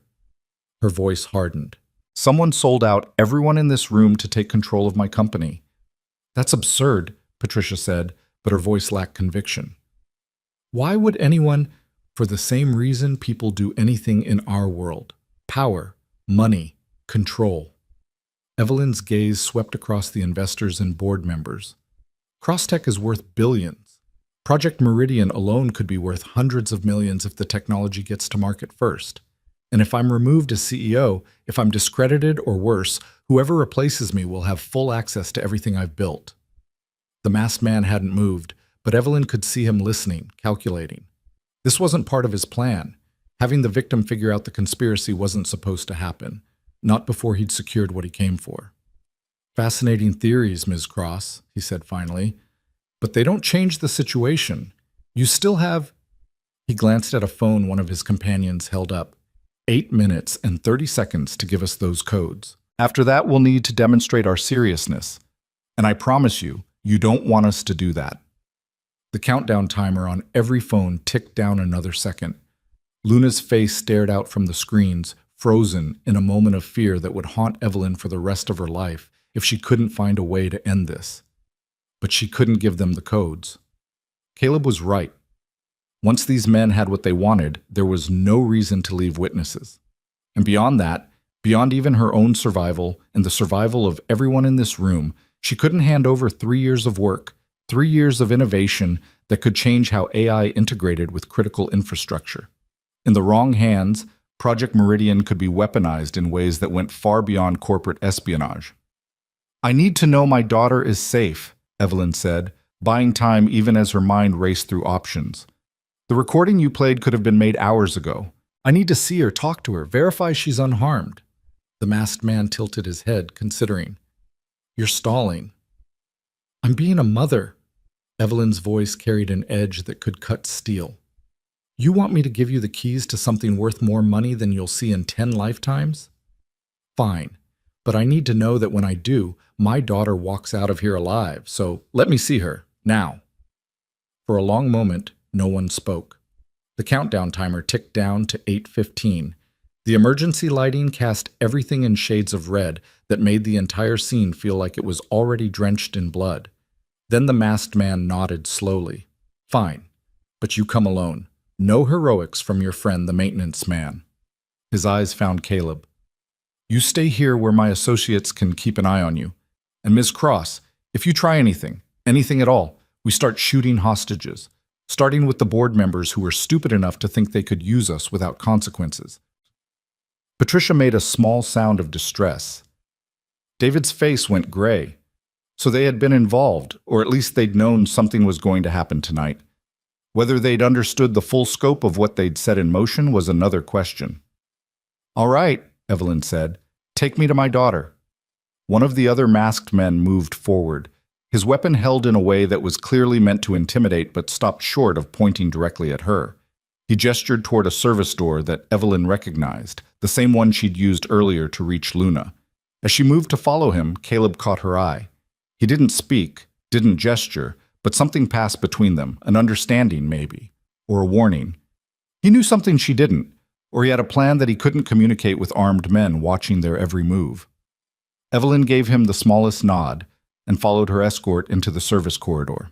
The red emergency lighting was even dimmer back here, making the familiar hallway feel claustrophobic and alien. Their footsteps echoed off concrete walls. Somewhere in the distance, she could hear the mechanical hum of the building's emergency systems struggling to maintain basic operations. "Where are they?" she asked, trying to get any information she could. The masked man didn't answer. He just kept walking, leading her deeper into the building's service areas, past storage rooms and utility closets and doors marked staff only. Finally, he stopped in front of a door that looked like all the others except for a small security keypad mounted beside it. He punched in a code. Evelyn tried to see the numbers, but he was careful to block her view, and the door clicked open. "Inside," he said. Evelyn stepped through into what appeared to be a security monitoring room. Banks of screens covered one wall, showing feeds from cameras throughout the building. Most of the screens were dark or filled with static, but a few still worked, showing frightened people in the dining room, staff huddled in the kitchen, guests trapped in rooms upstairs trying to figure out what was happening. And there, on one of the screens, she saw them. Luna and Noah sat in what looked like a break room, still unaware they were being watched. Noah's hands were moving in fluid conversation, and Luna responded with the same animated gestures Evelyn had seen earlier. They looked scared, but not panicked, staying close to each other in the way children do when they're trying to be brave for each other's sake. "They're not actually in danger," a new voice said, and Evelyn spun around to find someone else in the room, someone without a mask. Jennifer Cho stood by one of the equipment racks, her earlier composure completely restored. She looked like she belonged here, in this room full of surveillance equipment and criminal conspiracy. Like she'd been here before. "You," Evelyn breathed. "You're behind this." "Behind it? No." Jennifer's smile was cold. "I'm just a facilitator. Someone who understood that Crosstech had become too valuable to leave in the hands of someone who couldn't protect it. Someone who saw an opportunity and connected the right people at the right time." "The board vote," Evelyn said, pieces still falling into place. "You orchestrated that. You convinced Patricia and David that I was a liability." "I didn't have to convince them of much. They already thought you were distracted, overly emotional, unable to make the hard decisions a CEO needs to make." Jennifer gestured toward the screen showing Luna and Noah. "Look at you now. About to hand over your company's most valuable asset because you can't separate your role as a mother from your role as a leader. You're proving their point. The words were meant to hurt, meant to make Evelyn doubt herself. And 6 months ago, they might have worked. But Evelyn had spent the past half year learning that the people who questioned her competence were often the same people who'd never had to make decisions with real consequences, who'd never had to balance competing responsibilities, who'd never understood that caring about people wasn't a weakness. It was the only thing that made leadership worth having. "Where are they really?" Evelyn asked, ignoring Jennifer's speech.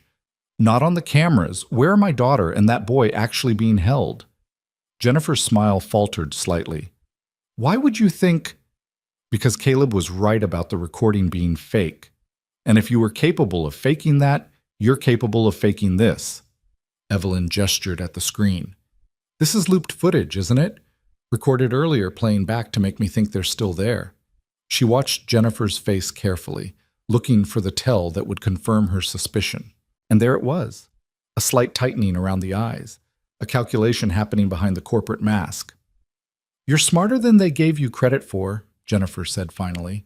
"But it doesn't matter what you think. What matters is that you don't actually know where they are. And until you give us those codes, you won't get the chance to find out." The countdown timer on the screens read 6:45, less than 7 minutes before whatever consequence these people had planned would unfold. Evelyn looked at the screens, at the looped footage of her daughter trying to be brave, at the other feeds showing terrified people trapped throughout the building. She thought about 15 years of work, about the company she'd built from nothing, about technology that could change the world or destroy it, depending on whose hands it fell into. And she thought about Luna signing to Noah in a language Evelyn had never learned, trying to comfort another child while frightened herself, being so much braver than any 8-year-old should have to be. "All right," Evelyn said quietly. "I'll give you the codes, but not here. I need to see my daughter first. The real location, not some camera feed you've manipulated. You take me to Luna, let me verify she's unharmed, and then I'll unlock Project Meridian for you." Jennifer studied her for a long moment. "You're not in a position to negotiate terms." "Neither are you." Evelyn kept her voice steady even though her heart was racing. "Because Caleb was telling the truth about the remote wipe sequence. I can see it from here." She pointed at one of the working screens which showed a Crosstex server status display. The encryption key integrity was at 73% and dropping. "In about 6 minutes, those codes I generate will be worthless. So you can either take me to my daughter now, or you can watch hundreds of millions of dollars evaporate while you try to threaten me into doing something that's already become impossible." It was a bluff. Evelyn had no idea what that server display actually meant, or whether Caleb's remote wipe sequence was real. But Jennifer didn't know that. And more importantly, Jennifer wasn't a technical expert. She was a venture capitalist who understood money and leverage, but probably couldn't tell real server diagnostics from fabricated ones. The other woman's face tightened with frustration. She pulled out a phone and typed rapidly, apparently consulting with whoever else was involved in this conspiracy. The seconds ticked by, 30, 40, a full minute of tense silence. Finally, Jennifer looked up. "Fine, but if this is some kind of trick—" "The only people who've been tricking anyone tonight are you and whoever else voted to remove me," Evelyn said flatly. "Now take me to my daughter." Yet Jennifer gestured to the masked man who'd escorted Evelyn here. He nodded and spoke into his radio in that language Evelyn still couldn't identify. A moment later, a response came back. "They're in the sub-basement," the masked man said. "Storage area. We'll take you there, but your daughter and the boy stay where they are until we have the codes. Non-negotiable." It wasn't ideal, but it was better than nothing. At least Evelyn would know where Luna was, would be able to see that she was actually safe rather than trusting manipulated footage. They left the security room and headed deeper into the building's infrastructure, down a service stairwell that smelled of concrete and machine oil, past levels marked for parking and mechanical systems, down to a sub-basement that Evelyn hadn't even known existed. The emergency lighting was spotty here, leaving pools of shadow between widely spaced fixtures.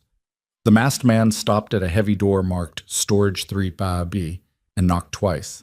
A moment later, it swung open to reveal another masked figure, and, beyond him, a large room filled with the kind of miscellaneous building supplies and broken furniture that accumulates in any old establishment. And there, sitting on a desk pushed against the far wall, were Luna and Noah. They looked up as Evelyn entered, and Luna's face transformed, fear giving way to desperate relief. She started to slide off the desk, but the masked man guarding them held up a hand in warning. "Mom!" Luna's voice was too loud, the way it got when she couldn't hear herself properly. Her hands moved in frantic signs that Evelyn still couldn't read. "Mom, I was so scared.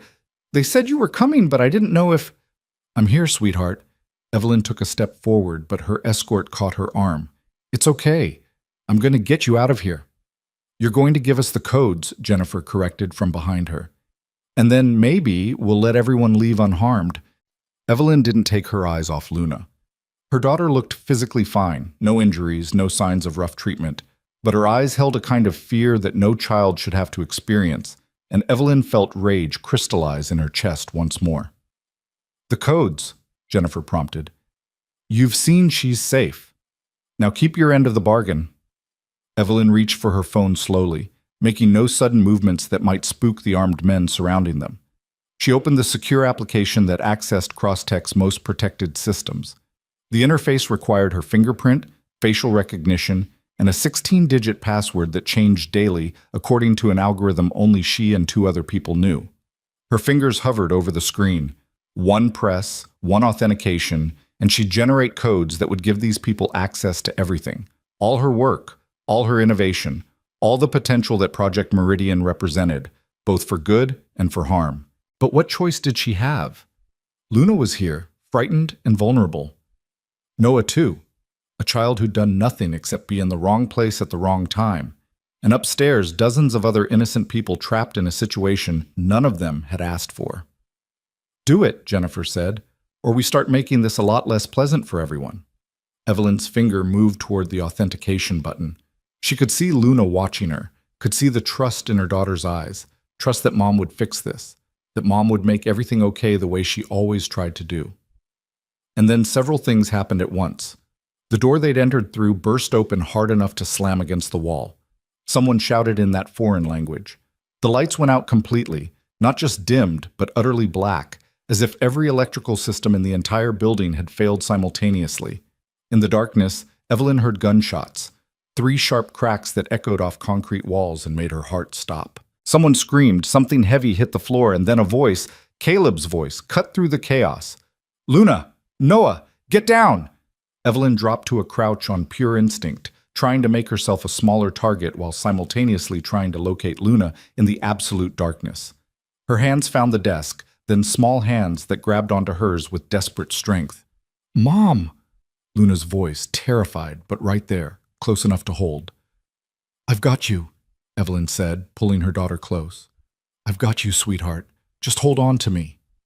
More shouts, more movement, the sound of a struggle, bodies hitting walls, the particular thud of someone going down hard, a grunt of pain that might have been male or female, might have been one of their captors, or one of the hostages, or someone else entirely.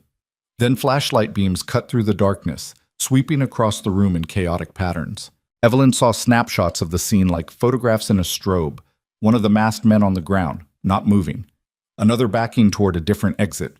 Jennifer pressed against a wall, her earlier confidence completely gone. The guard who'd been watching the children struggling with someone in dark clothing who moved with professional efficiency. Caleb. It had to be Caleb, though Evelyn couldn't see clearly enough to be certain. "Everyone stay down!" A new voice, American this time, with the kind of authority that came from law enforcement or military training. "FBI, nobody move!" FBI? How had the FBI gotten here? Communications had been cut off. No one could call for help. Unless someone had called before the blackout. Unless Caleb's background wasn't just NSA contractor. Unless this had been anticipated by someone who knew more than they'd been letting on. The flashlight beams converged on the room's exits, and in their light, Evelyn could finally see what had happened. 4 new people in tactical gear, real FBI tactical gear, she could see the insignia now, had secured the room. The masked men were either on the ground or had fled. Jennifer Cho stood frozen, her hands slowly rising in surrender, and Caleb knelt beside Noah, his hands moving in rapid signs to check that the boy was okay, his face showing the kind of fear that only a parent could feel. "Are you hurt?" he was asking Noah, his voice tight with barely controlled emotion. "Tell me you're not hurt." Noah signed back. Evelyn couldn't understand the words, but the meaning was clear from the way Caleb's shoulders sagged with relief. Then Noah pointed at Luna, and Caleb's eyes found Evelyn's across the room. "You okay?" he called. Evelyn nodded, not trusting her voice yet. Luna was pressed against her side, trembling but safe. Safe. The word kept repeating in Evelyn's mind like a prayer or a promise finally kept. One of the FBI agents moved toward them, her weapon lowered but ready. "Ma'am, I'm Special Agent Chen. Are you Evelyn Cross?" "Yes," Evelyn managed. "My daughter is safe now. You're all safe." Agent Chen's voice carried professional reassurance. "We've secured the building. The hostages upstairs are being evacuated. Medical teams are standing by." "How did you—" Evelyn started to ask, but the agent held up a hand. "Mr. Moore contacted us before the communications blackout went into full effect. He identified himself as a former colleague and provided enough information to get us mobilized." She glanced at Caleb. "Though he left out the part about children being in immediate danger. We had to move faster than planned when we realized—" "I told you everything I knew when I knew it," Caleb interrupted, still holding on to Noah like he might disappear if he let go. "The children were moved to this location after I made the call. I didn't know until—" He stopped, jaw tight. "It doesn't matter. Is everyone upstairs okay?" One security guard with minor injuries, several people in shock, but no fatalities. Agent Chen's expression hardened. "Though it could have gone very differently if you hadn't given us that heads up." Evelyn looked at Caleb with new understanding. He'd known something was wrong from the first power fluctuation. He'd assessed the situation, identified the threat, and taken action, all while pretending to be just a maintenance worker caught in the wrong place at the wrong time. "Who are you, really?" she asked quietly. Before Caleb could answer, Jennifer's voice cut through the moment with desperate defiance. "You don't understand what you've done. Crosstech was failing. The board voted. We had the right to make changes. This was just insurance, making sure the transition happened smoothly." "Insurance?" Evelyn stood slowly, making sure Luna stayed safely behind her. "You hired armed men to hold innocent people hostage. You threatened children. You were going to steal technology that could be weaponized, and you call that insurance?" "I call it doing what needed to be done." Jennifer's face twisted with something that might have been genuine belief or might have been the last desperate justification of someone who knew they'd gone too far. "You were going to destroy everything with your emotional leadership and your inability to make hard choices. Someone had to commit multiple felonies," Agent Chen interrupted. "Corporate espionage, kidnapping, conspiracy, assault on federal officers if we count the ones you tried to shoot when we breached. Ms. Cho, you have the right to remain silent. I suggest you start using it." As another agent moved to formally arrest Jennifer, Evelyn felt the adrenaline that had been keeping her upright begin to fade. Her legs went unsteady. She sank back down to the floor, and Luna immediately pressed close, small arms wrapping around her mother's neck. "I was so scared," Luna whispered against Evelyn's shoulder. "I didn't know what was happening. Noah tried to explain, but he was scared too. And then that man came and said, 'We had to be quiet,' and I tried to be good, Mom. I tried to be so good." "You were perfect," Evelyn said, her voice breaking on the words. "You were so brave, sweetheart. So brave." She held her daughter and let herself feel everything she'd been pushing down for the past hour. The terror, the rage, the helplessness of not knowing if she'd be able to protect the person who mattered most. Let herself feel it and then, slowly, let it begin to drain away, replaced by the simple relief of Luna's heartbeat against her chest, solid and real and safe. Around them, federal agents secured the scene and began the work of processing what had happened. Evelyn heard them talking about the suspects who'd fled, about securing evidence, about interviewing witnesses. The professional machinery of law enforcement grinding into motion to make sense of chaos and assign consequences to choices. Eventually, Agent Chen returned to crouch beside them. Ms. Cross, we're going to need a full statement from you, and medical should check both you and your daughter, but that can wait a little while. First, let's get you both upstairs and out of this basement. Evelyn nodded, but when she tried to stand, she found her legs still weren't quite ready. Caleb appeared beside her, offering his hand. Come on, he said quietly. I've got you. She took his hand and let him help her up, Luna still clinging to her other side. Together they made their way back through the building's service areas, following the FBI agents and the emergency lighting that was gradually being restored to full power.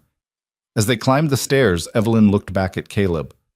You called the FBI before the blackout. You knew this was going to happen. I suspected, he corrected. The patterns were wrong, the timing too coordinated. I made the call as a precaution, but I didn't know for certain until... He stopped, choosing his words carefully.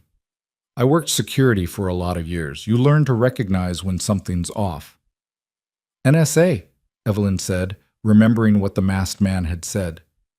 You were NSA, and then you supposedly died. I got out, Caleb said simply. Started over. Built a different life for Noah and me. The kind of life where I fix electrical panels and help him with homework instead of... He stopped again, aware that Luna was listening even if she couldn't hear every word. Instead of other things. They emerged into the restaurant's service corridor, then into the dining room itself. The scene there was controlled chaos. Police and FBI moving through, taking statements, guiding hostages toward exits. Emergency vehicles flashed red and blue through the windows. Someone had turned on all the regular lights, making everything seem too bright, too normal after the nightmare of the past hour. Evelyn's dinner companions were clustered near their table, all looking various degrees of shaken. Patricia's perfect makeup was ruined by tears. David stared at nothing, face gray with shock or guilt. Robert was on his phone, already calling lawyers if Evelyn had to guess. Richard sat alone, head in his hands. Only Marcus Webb looked relatively composed, though even he had lost his earlier arrogance. When he saw Evelyn, he stood and approached slowly, hands visible in a gesture of non-threat. Evelyn, I had no idea, none of us knew it would... He stopped, seeming to realize how hollow any explanation would sound. I'm sorry, we were wrong, about all of it. Evelyn looked at him, at all of them, and felt something shift in her chest. Not forgiveness. She wasn't ready for that, might never be ready, but a kind of cold clarity about what came next. The board vote, she said quietly. I want it reversed. Tonight. Or I walk away and you can explain to the shareholders why Crosstech's CEO quit in the middle of a federal investigation into corporate espionage orchestrated by your own board member. Marcus's face went very still. You're asking us to piss... I'm not asking. I'm telling you what's going to happen. Evelyn's voice carried the kind of steel that came from having survived something that should have broken her. You vote now. You vote unanimously to affirm my position as CEO, or I will burn this company to the ground on my way out. Your choice. She saw him calculating, weighing options, trying to find some angle that would let him maintain control. But they both knew she held every card that mattered. The FBI would be investigating everyone connected to tonight's events. The media would be ravenous for the story. And Crosstech's reputation, its very survival, would depend on showing stable leadership that could navigate the crisis rather than infighting that had enabled it. I'll make the calls, Bus, Marcus said finally. We can have an emergency board meeting convened within the hour. Good. Evelyn turned away from him, back to Luna, who'd been watching with wide eyes. Let's go outside, sweetheart. I think we've spent enough time in this building. They walked toward the exit, passing through rooms full of federal agents and shocked witnesses, until finally pushing through the front doors into cold December air that felt like absolution. Snow was falling harder now, covering the city in white that made everything look clean and new despite the violence and fear that had just unfolded. Luna tilted her face up to catch snowflakes, and for a moment she looked like just a child again. Not a hostage, not a pawn in corporate warfare, just an 8-year-old girl experiencing the simple joy of snow on her face. Caleb and Noah emerged behind them, and the boys immediately found each other, hands moving in rapid conversation as they processed what they'd survived together. Thank you, Evelyn said to Caleb, For everything. For protecting them. For calling the FBI. She stopped, not quite sure how to articulate what he'd done, the way he'd understood the situation and acted when she'd been too paralyzed by fear to see all the angles.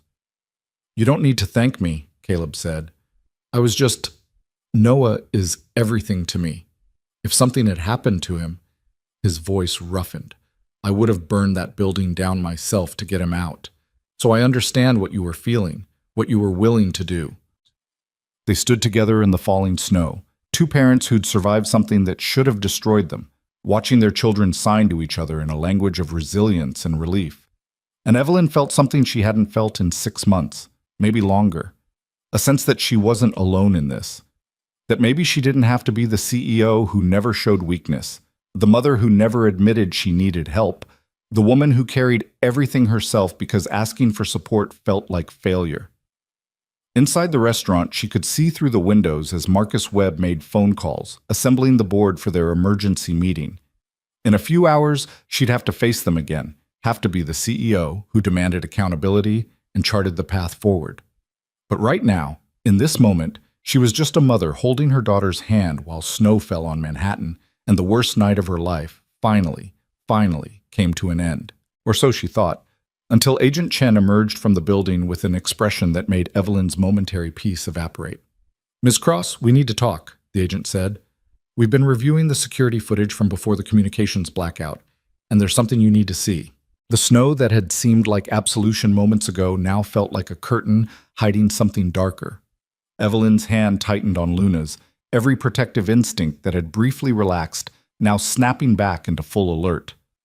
Agent Chen's expression carried the weight of someone about to deliver news that would change everything. Again. "What did you find?" Evelyn asked, her voice steadier than she felt. "Not here." Agent Chen glanced at Luna, then at the crowd of police and media that was beginning to gather beyond the security perimeter. "Somewhere private. This involves the board vote, the leak that happened 6 months ago, and who was actually behind tonight's attack."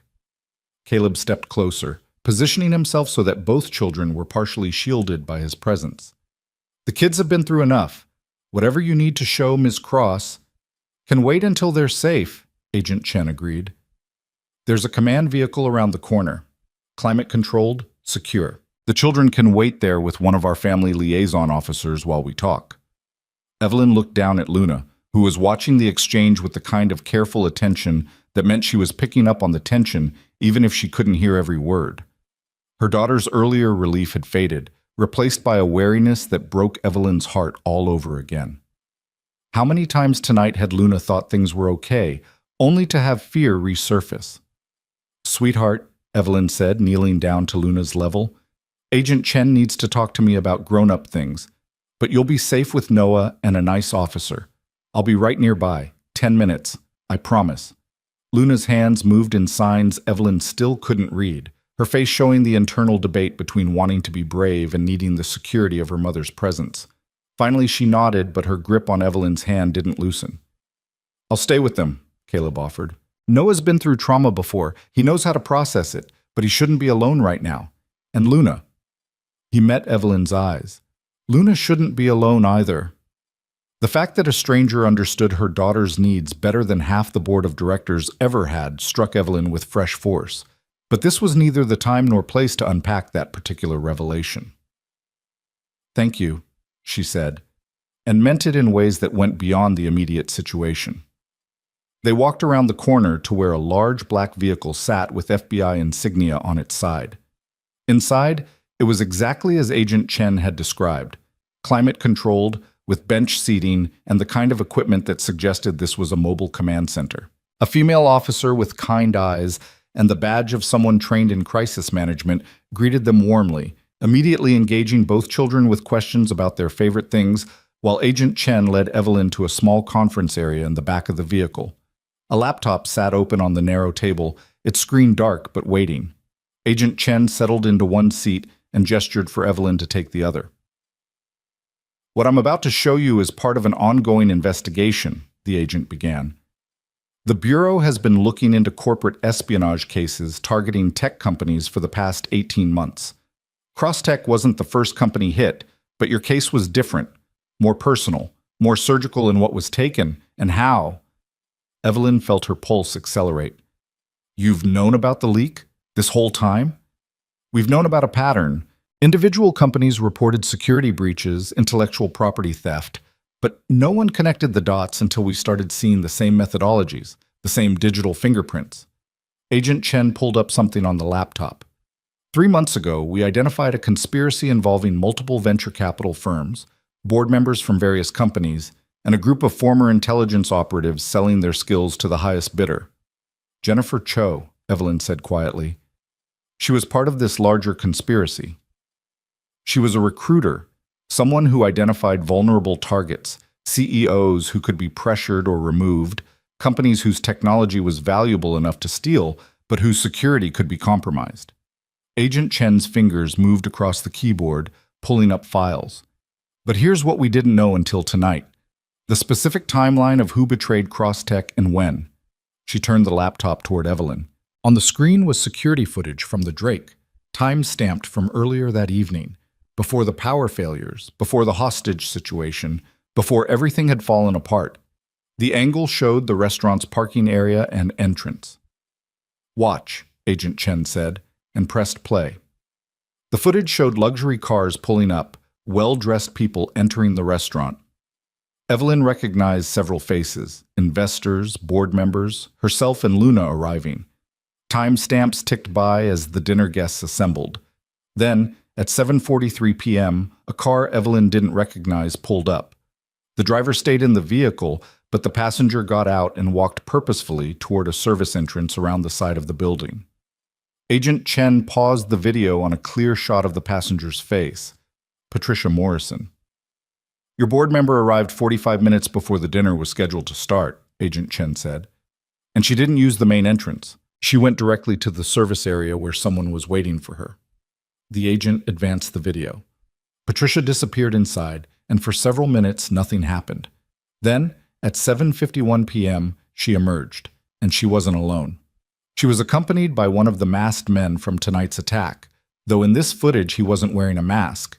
He was just a face, ordinary and unremarkable except for what he represented. They spoke for less than a minute.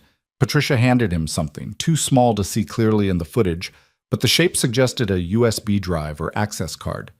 Then she returned to the car and drove around to the main entrance, arriving fashionably late at 8:07 p.m., as if she'd been delayed by traffic rather than coordinating with the people who would terrorize everyone an hour later. Evelyn stared at the frozen image of Patricia's face, illuminated by the parking lot lights, showing no signs of stress or guilt. Just cold determination. She gave them access to the building's security systems, Evelyn said, the pieces falling into place with sickening clarity. That's why they could disable everything so completely. They had the codes, the overrides, everything they needed. That's our assessment, Agent Chen confirmed. But it gets worse. Keep watching. She advanced the footage again. At 8:15 p.m., another car arrived. This one Evelyn recognized immediately, Richard Blackwood's distinctive silver Mercedes. He parked but didn't immediately get out. Instead, he sat in the driver's seat for 3 full minutes, his phone pressed to his ear in an animated conversation. The video had no audio, but Evelyn didn't need to hear the words to read Richard's body language. This wasn't a man confirming dinner reservations. This was someone receiving information that made him angry, frustrated, maybe even frightened. Finally, Richard ended the call and entered the restaurant through the main entrance. Normal, expected, except now Evelyn was seeing it through a different lens. He knew, she whispered. He knew something was going to happen tonight. We believe so, but here's where it gets complicated. Agent Chen pulled up a different set of files, phone records, text messages, email chains. Richard Blackwood's communications show he was in contact with Jennifer Cho extensively over the past 3 months.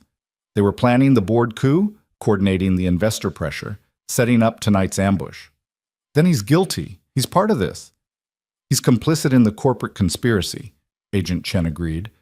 But the actual attack, the armed men, the hostage situation, the threats against your daughter, that wasn't part of his plan.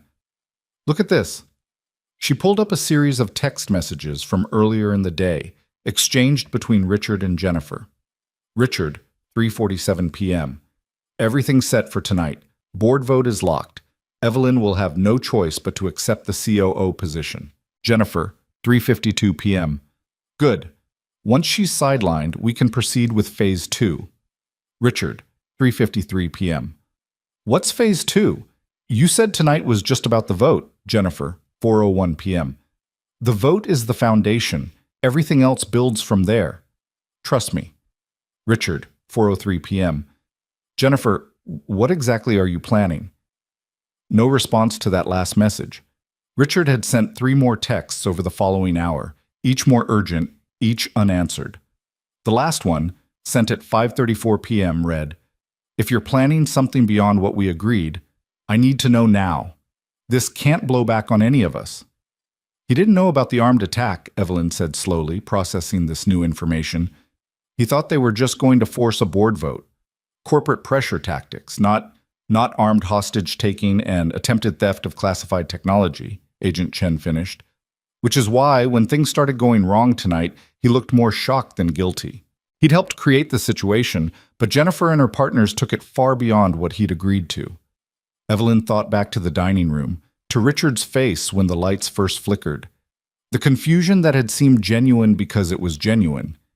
He'd orchestrated a corporate coup but found himself trapped in something far more dangerous. Does that make him less guilty? She asked. He still conspired to remove me. He still helped set up tonight.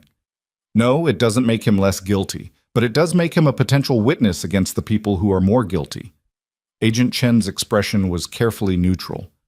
The Bureau is interested in the larger conspiracy, the network that's been targeting multiple companies, the intelligence operatives selling their services, the venture capitalists funding industrial espionage. Richard Blackwood could provide testimony that takes down that entire network. In exchange for what? A lighter sentence? Immunity? That's not my department. Prosecutors will make those decisions. But I'm telling you this because you deserve to know the full picture before you walk back into that restaurant and face your board. Agent Chen closed the laptop. Patricia Morrison is being arrested as we speak. She's facing federal charges that will likely put her away for decades. Jennifer Cho is in custody, and she's already trying to cut a deal, which means she'll implicate everyone she worked with. Your board is about to be decimated by the fallout from tonight. Evelyn sat back, trying to absorb the scope of what had unfolded. 6 months ago, someone had stolen Crosstech's intellectual property.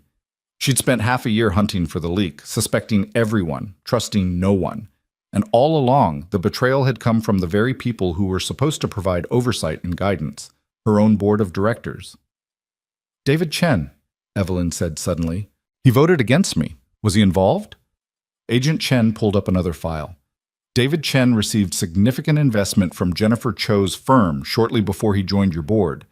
We believe he was pressured into supporting the coup, but we haven't found evidence he knew about tonight's attack. He's cooperating with investigators now. So many betrayals, layered and complex. Some born of greed, some of coercion, some of simple moral weakness. And at the center of it all had been Evelyn, trying to lead a company while surrounded by people who'd decided she was the problem rather than their own corruption. The board vote tonight, Evelyn said. Marcus Webb said he'd call an emergency meeting to reverse it. But if Patricia's being arrested and Jennifer's in custody, the vote will be complicated by the arrests. But technically, you still have the board members who supported you originally, plus the ones who are now facing potential charges if they don't cooperate with investigators. Agent Chen's smile was thin. I suspect you'll find them much more amenable to affirming your leadership. It was a victory built on rubble and ashes. Evelyn would keep her position as CEO, but the company she led would be damaged by scandal, investigated by federal authorities, viewed with suspicion by investors and partners who'd wonder how much of Crosstech's leadership had been compromised. And yet somehow, it felt like the right outcome. Better to rebuild from a foundation of truth, however painful, than to continue building on lies and betrayal. There's one more thing, Agent Chen said, her tone shifting to something more personal. Your daughter. Tonight, when things got dangerous, she did something remarkable. Evelyn's breath caught. What do you mean? The agent pulled up another video file, this one from the security camera in the break room where Luna and Noah had been held initially before they'd been moved to the sub-basement. The footage showed both children sitting together, Luna's hands moving in rapid conversation with Noah. This was about 15 minutes before the FBI breach, Agent Chen explained. One of the guards was in the room with them, his weapon visible. Watch what Luna does. In the video, Luna suddenly stood up and walked directly toward the armed guard. Evelyn's heart clenched seeing her daughter approach danger so deliberately. The guard said something, warning her back probably, but Luna kept signing, her hands moving in gestures that were clearly meant to communicate. The guard looked confused, frustrated. He gestured for Luna to sit back down, but Luna shook her head and continued signing, more emphatic now. Finally, Noah stood and spoke. Evelyn could see his mouth moving, though there was no audio. Whatever Noah said made the guard's expression change from irritation to something else. He lowered his weapon slightly and pulled out his phone, typing something. A moment later, he showed the phone to both children, and Luna's face lit up with an expression of triumph. "What happened?" Evelyn asked, transfixed by the footage. "Your daughter told Noah to tell the guard that she had a medical condition, that she was diabetic and needed her insulin pump checked regularly or she could have a seizure." Agent Chen's voice carried a note of admiration. It wasn't true, obviously, but the guard believed it because Noah sold it so convincingly. He typed a message to his partners asking what to do about a medical emergency with one of the hostages. And that message was intercepted by our team when we were monitoring communications from the building. It gave us crucial information about where the children were being held, and that at least one guard was uncertain enough to question orders. Agent Chen paused. "Your daughter is 8 years old and she manufactured a tactical advantage that helped save lives tonight. She's remarkable." Evelyn felt tears burn behind her eyes for the first time since this nightmare had begun. Luna, quiet, accommodating Luna, who'd learned to make herself small in a world that didn't always know how to include her, had found a way to fight back when it mattered most, had used her intelligence and courage to create an opening that helped end the siege. "I need to go to her," Evelyn said, standing abruptly. "I need to tell her. She needs to know. She needs to know her mother is safe and proud of her," Agent Chen agreed, standing as well. The emergency board meeting is being convened in a conference room at the FBI field office downtown. "You'll need to attend, but you have time. Take care of your daughter first. The corporate politics can wait another hour." They exited the small conference area and returned to where Luna and Noah sat with Caleb and the family liaison officer. Both children were drawing on paper the officer had provided. Luna's drawing showed a building with people inside, stick figures holding hands in a way that suggested safety rather than captivity. Processing through art, what words couldn't quite capture. When Luna saw Evelyn, she dropped the crayon and ran into her mother's arms with the kind of desperate relief that children show when they've been brave for as long as they can stand but can finally be small and scared again. "I'm so proud of you," Evelyn whispered into Luna's hair. "Agent Chen told me what you did, how you helped. You were so smart, sweetheart, so brave." Luna pulled back far enough to look at her mother's face, searching for something. "I remembered," she said, her voice soft. "You always tell me that being deaf doesn't make me less. It just makes me different, and different can be strong." Evelyn had said those words 100 times, trying to build her daughter's confidence, trying to counter the world's tendency to see disability as deficit. But she'd never truly understood that Luna had internalized them, had made them part of her identity in ways that would give her courage when she needed it most. "Different is strong," Evelyn repeated, "and you are the strongest person I know." Caleb approached, Noah at his side. "The FBI is offering protective detail for the next few days while they round up the rest of the conspirators. I'd recommend taking it, for both of you." "What about you and Noah?" Evelyn asked. "We're used to staying off the grid. It's been our life for 3 years." Caleb's smile was rueful. "Though after tonight, my cover as a simple maintenance worker is pretty thoroughly blown. Might be time to rethink our approach." Noah signed something, and Caleb's expression softened. He translated for Evelyn and Luna's benefit. He says he's glad Luna was with him, that she made being scared less lonely. Luna's hands moved in response, and this time Evelyn recognized a few of the signs, friend and brave, and what might have been thank you. Noah grinned and signed back, and for a moment they were just two kids who'd survived something terrible together and found friendship in the survival. I need to attend this board meeting, Evelyn said reluctantly. But after that, she looked at Caleb. After that, I'd like to talk about what happens next.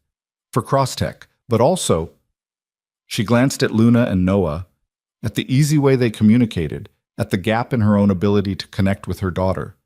I need to learn, really learn, not just basic signs, but the language, the culture, everything I should have learned years ago. I can help with that, Caleb offered. And Crosstech, if you're serious about making the company more accessible, more inclusive, I'd be interested in consulting, real consulting, not just showing up for photo ops, building something that actually makes a difference. It was strange how quickly the future could shift. An hour ago, Evelyn had been facing the loss of her company, trapped in a hostage situation with no clear path forward. Now she was planning how to rebuild, how to transform crisis into opportunity, how to become the kind of CEO who didn't just talk about values but embodied them. Agent Chen reappeared, checking her watch. Ms. Cross, the car is ready to take you downtown. The board is assembling now. Evelyn looked down at Luna. I have to go to a meeting, sweetheart, but I'll be back as soon as possible. A few hours at most.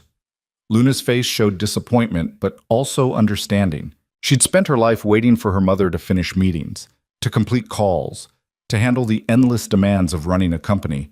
But something in her expression suggested this time felt different, that whatever happened tonight had shifted the dynamic between them in ways both were still processing. Okay, Luna said simply. Then her hands moved and she spoke and signed simultaneously. I love you, Mom. It was the first time Evelyn had seen her daughter choose to sign something she could have just spoken. A deliberate choice to use both languages, to embrace all of who she was. I love you too, Evelyn said, and tried to mirror the sign Luna had made, her hands clumsy and uncertain, but attempting. Luna smiled, genuinely smiled, and corrected her mother's hand position slightly. Like this, she demonstrated, then repeated it slowly so Evelyn could follow. It was such a small moment, such a simple exchange, but it felt like the beginning of something Evelyn should have started years ago. A real conversation in the language her daughter had been trying to speak all along. 40 minutes later, Evelyn sat in a conference room at the FBI field office downtown, facing what remained of her board of directors. Patricia's chair was conspicuously empty. Jennifer, of course, had never been a board member, just a puppet master pulling strings from the shadows. But her absence was felt nonetheless. Marcus Webb cleared his throat, looking uncomfortable in a way that went beyond the late hour and shocking circumstances. Evelyn, I want to start by saying that all of us, those of us who remain, are profoundly sorry for what happened tonight. We failed in our oversight responsibilities. We failed you, and we failed the company. Some of you failed more actively than others, Evelyn said evenly. Patricia didn't just fail in oversight. She committed federal crimes. Richard conspired to orchestrate a coup, even if he didn't know how far it would go. David was compromised by financial pressure from people we should have vetted more carefully. The three men she'd named shifted uncomfortably. Richard especially looked like he wanted to sink through the floor. David stared at his hands. Marcus at least had the courage to meet her eyes. Yes, Marcus agreed. All of that is true, which is why we've already taken several actions. First, Patricia Morrison has been removed from the board effective immediately, pending criminal proceedings. Second, we voted unanimously to rescind tonight's earlier vote regarding the COO position. You remain CEO with full authority. Unanimously, Evelyn repeated. Because you're all worried about federal charges? Because we were wrong, David said quietly. It was the first time he'd spoken since she'd entered the room. I was pressured by Jennifer's firm, yes, but I still had a choice. I still voted against you because it was easier to believe their narrative than to stand up for what I knew was right. That's on me. Richard still hadn't spoken. Evelyn turned her attention to him fully, waiting until he had no choice but to look up and face her. You helped orchestrate this, she said. You coordinated with Jennifer. You knew tonight was supposed to be an ambush, even if you claim you didn't know about the violence. Why should I accept your vote now? Why should I trust anything you say? You shouldn't, Richard said bluntly. His earlier confidence was completely gone, replaced by something that looked like genuine remorse, or at least genuine fear of consequences. I don't expect trust or forgiveness. I expect to be removed from this board and possibly face charges. I'm here because the FBI asked me to cooperate, and because he stopped, struggling with the words. Because I need to try to make this right, even though I can't. I helped create a situation that put innocent people in danger, that put your daughter in danger. No corporate maneuver, no business justification makes that acceptable. It was, Evelyn thought, the first entirely honest thing Richard Blackwood had said to her in 6 months. The FBI has offered me a deal, Richard continued, testimony against the larger conspiracy in exchange for reduced charges. I'm going to take it, but I'm also resigning from the board effective immediately. Crosstech deserves better leadership than I provided. David? Evelyn turned to the newest board member. What about you? I'd like to stay, David said carefully.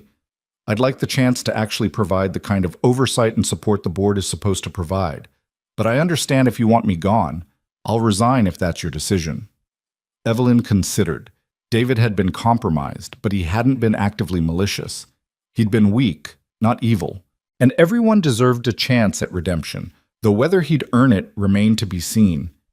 You can stay, she said finally, but you're on probation. One hint of divided loyalty, one suggestion that you're putting investor interests above the company's well-being, and you're done. Clear? Crystal clear, David agreed, relief evident on his face. That left Marcus and the 2 other board members who'd remained silent through the meeting, both of whom had voted in Evelyn's favor originally and who looked shell-shocked by the night's revelations. The board needs to be rebuilt, Evelyn said. We need members who actually understand technology, who value innovation over quarterly returns, who won't sell out the company they're supposed to protect. And we need diversity, real diversity, not token appointments, people with different perspectives, different experiences, different ways of seeing problems. Agreed, Marcus said. We'll open a search for new members immediately. And Evelyn, he paused, choosing his words carefully. I want you to lead that search, not us. You pick the people you want to work with. You build the board you need to succeed. It was a significant concession. Board searches were usually controlled by existing board members, a way of maintaining power and continuity. For Marcus to offer her that authority suggested he understood just how thoroughly the old power structures had failed. I'll need that in writing, Evelyn said. Board resolution giving me authority over the selection process, subject only to final approval votes. I'm not rebuilding this company just to have the same problems resurface a year from now. You'll have it, Marcus promised.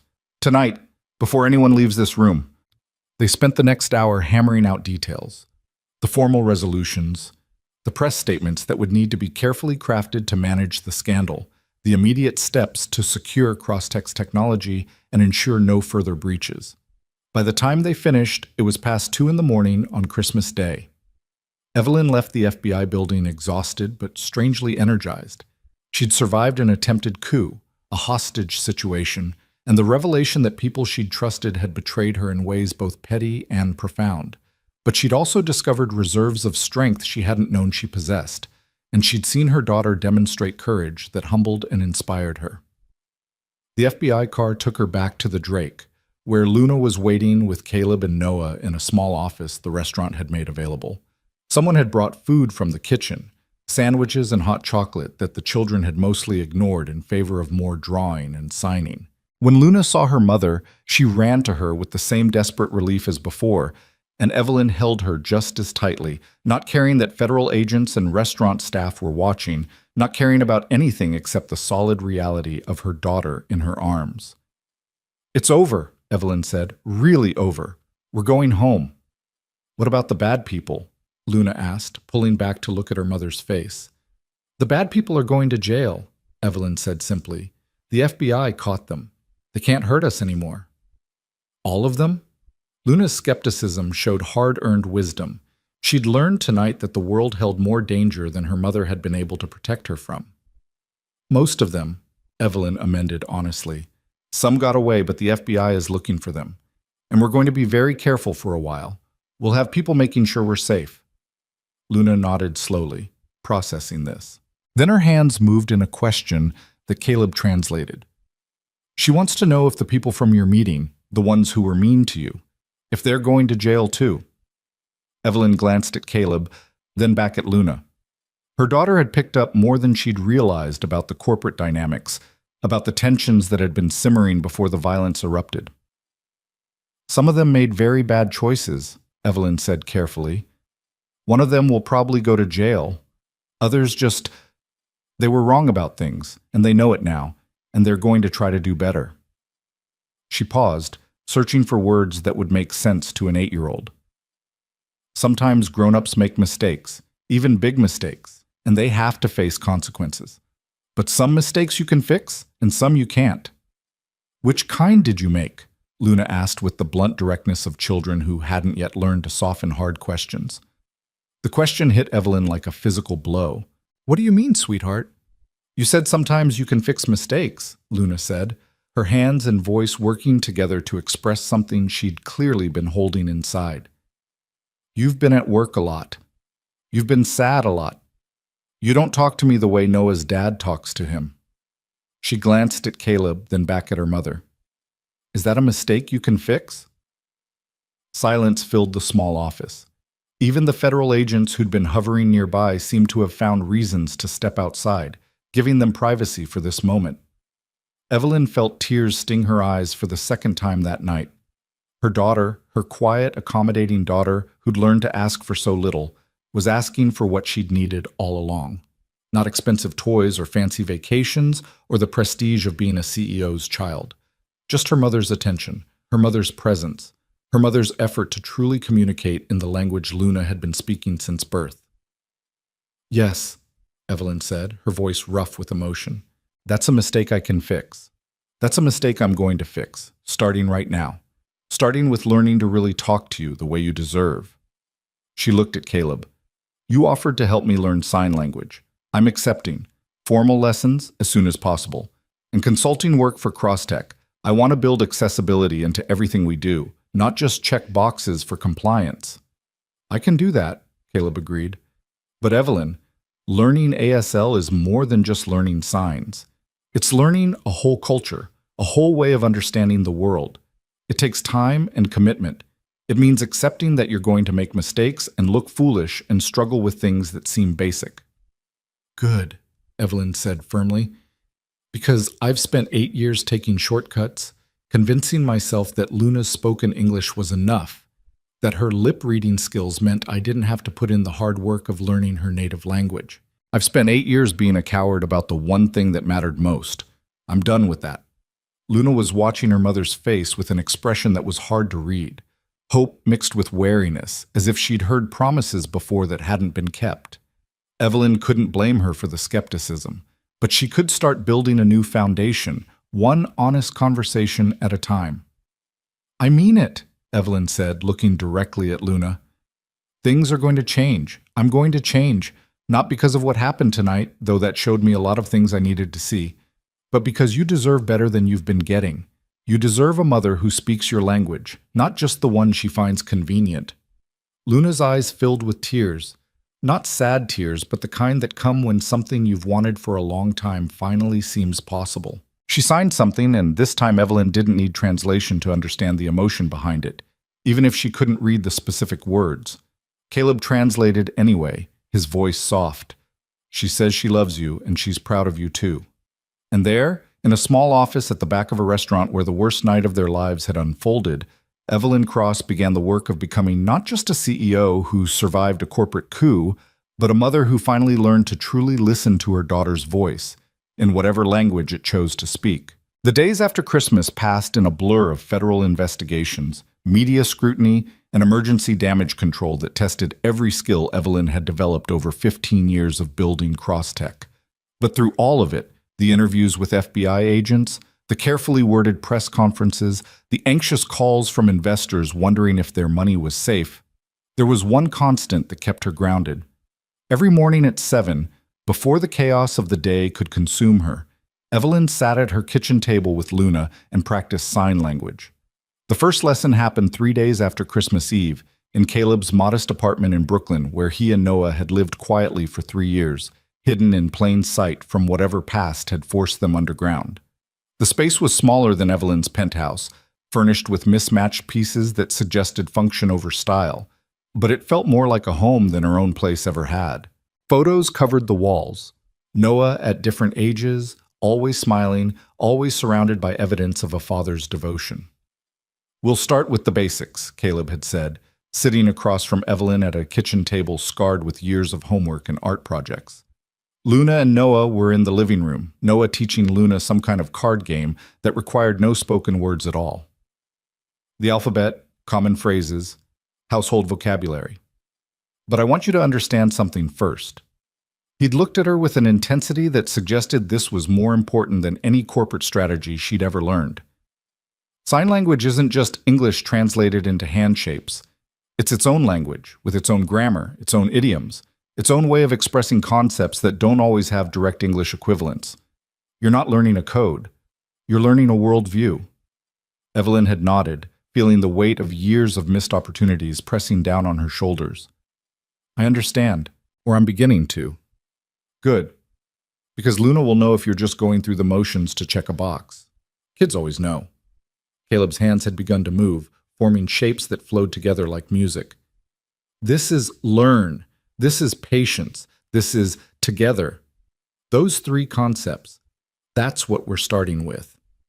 Now, 2 weeks into the new year, Evelyn could fingerspell her way through simple sentences, could follow basic conversations if people signed slowly enough, could feel her brain literally rewiring itself to process visual information as language rather than just gesture.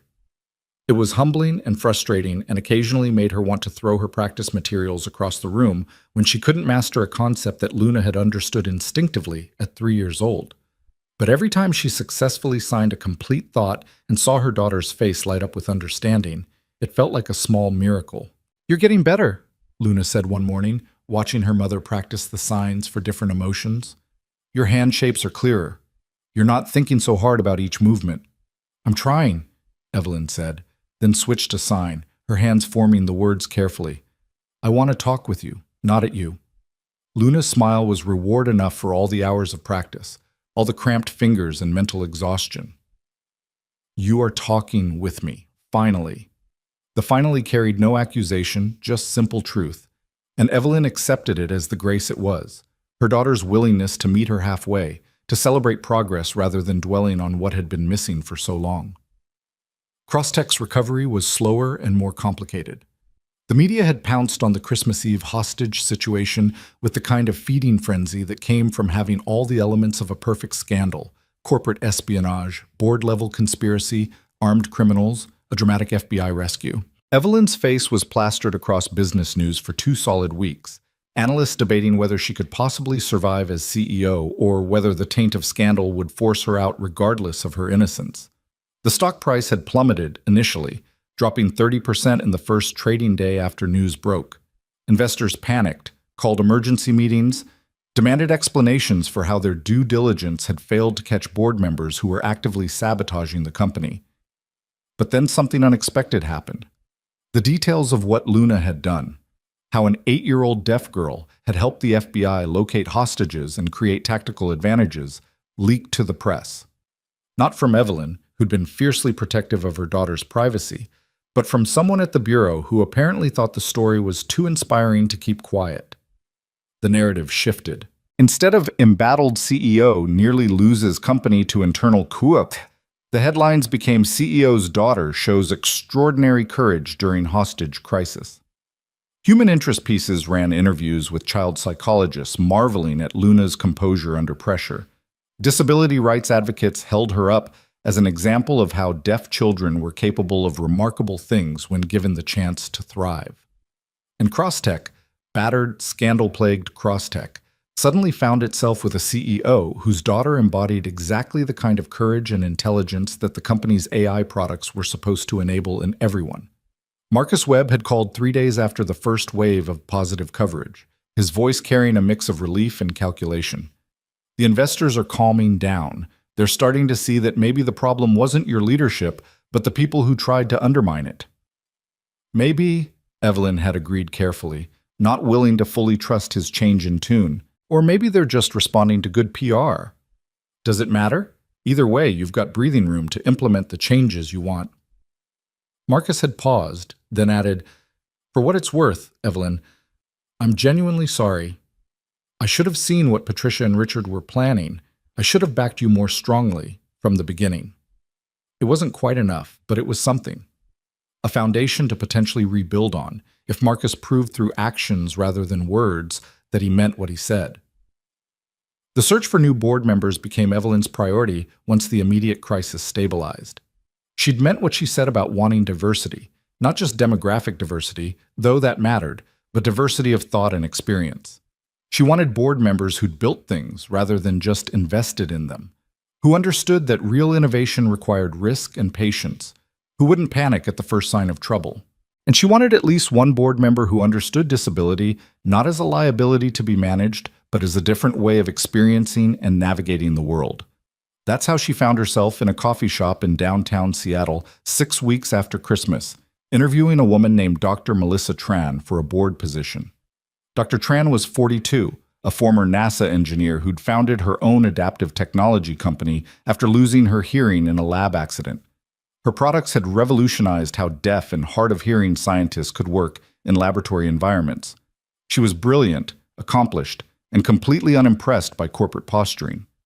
"Why me?" Dr. Tran asked bluntly, her sign language interpreter sitting beside her to facilitate the conversation. "You've got plenty of candidates with better name recognition, bigger exits, more traditional board experience." "Because you understand something most board members don't," Evelyn said, making sure to maintain eye contact with Dr. Tran rather than her interpreter. The way Caleb had taught her was respectful. "You understand that accessibility isn't a charity initiative or a compliance requirement. It's a design philosophy that makes products better for everyone." Dr. Tran's eyebrows rose slightly. "That's a nice pitch. Do you actually believe it, or is this damage control after the media coverage of your daughter?" Evelyn appreciated the directness. She was tired of people who danced around hard questions. 6 weeks ago, I would have said I believed it, but couldn't have told you specifically how Crosstech's products were failing deaf users. I'd never thought deeply about it because I'd never had to. I had a deaf daughter, but I'd spent 8 years treating her deafness as something to work around rather than something to design for. "And now?" Dr. Tran asked. "Now I'm learning sign language. Now I'm consulting with accessibility experts, including the man who saved my daughter's life during the hostage situation. Now I'm requiring every product team at Crosstech to include accessibility testing from the earliest design phases, not as an afterthought." Evelyn leaned forward. "But I need someone on the board who'll hold me accountable to those commitments. Someone who'll call me out if we start treating accessibility like a box to check rather than a fundamental value. That's why you." Dr. Tran studied her for a long moment, then signed something that the interpreter translated as, "I'll need to see your product roadmaps, talk to your development teams, review your current accessibility protocols. If what I find matches what you're promising, then we'll talk about board positions." "Fair enough," Evelyn agreed. "When can you start?" The answer had been immediately, Dr. Tran spent 2 weeks embedded in Crosstech's offices, interviewing engineers, reviewing code, testing products with a critical eye that made several development teams squirm. But at the end of those 2 weeks, she'd come back to Evelyn with a report that was both damning and hopeful. "Your current products are mediocre at best from an accessibility standpoint," Dr. Tran had said bluntly during her exit interview. "But your teams are genuinely interested in learning. They're not defensive when I point out problems. They ask good questions. With proper training and the right framework, they could build something genuinely innovative. So you'll join the board on 3 conditions. First, I want budget authority for accessibility initiatives, not subject to approval from board members who think it's a waste of money. Second, I want Crosstech to hire at least 5 deaf or hard-of-hearing engineers within the next 6 months, not in some separate accessibility department, but integrated into core product teams. Third, I want your daughter to come speak to the company." The third condition had surprised Evelyn. "Luna, she's 8 years old." She's 8 years old and she understood how to create tactical advantages in a life-threatening situation. That's the kind of thinking your engineers need to see. How people who navigate the world differently develop different problem-solving approaches. Dr. Tran had smiled slightly. "Besides, if you're serious about building accessibility into your culture, Starting with the CEO's daughter, showing she's not something to be hidden away, sends a powerful message. Evelyn had needed to think about that one. Luna had already been thrust into the spotlight more than any child should be. The media attention had been intense and sometimes invasive. Reporters trying to get photos. Other parents either treating Luna like an inspiration porn curiosity or avoiding play dates because they were uncomfortable with her deafness. But when Evelyn had asked Luna about it, sitting at their kitchen table during one of their morning sign language practices, spelling out the question carefully because she didn't yet know all the signs for abstract concepts, Luna had surprised her. "I want to do it," Luna had said, her hands and voice working together. "I want people to know that being deaf is okay, that I'm not broken or sad, that I'm just me."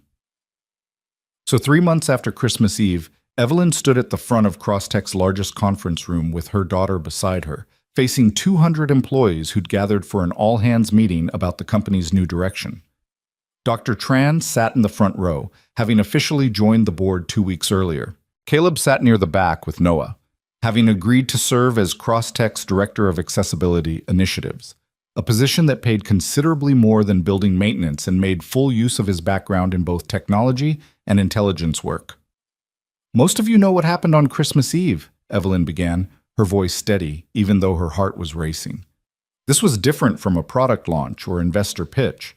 This was personal in a way she'd never been with employees before. "You know that our company was targeted by people who saw its value only in terms of what they could extract and sell. You know that our own board members participated in that conspiracy." The room was silent, people watching with the kind of attention that came from genuine investment in the outcome.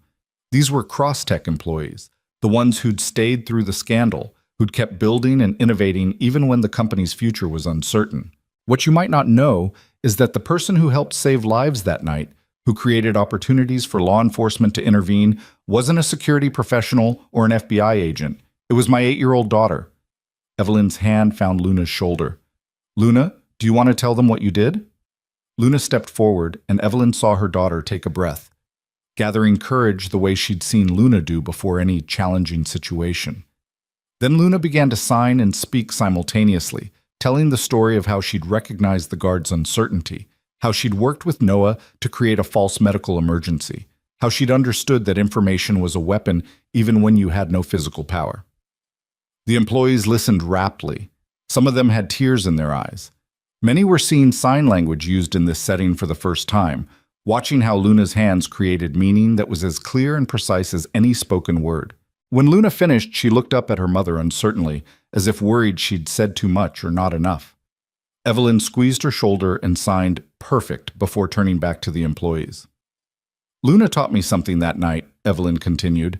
"She taught me that my greatest weakness as a CEO wasn't the board conspiracy or the security breach or any of the corporate failures we've been analyzing for months.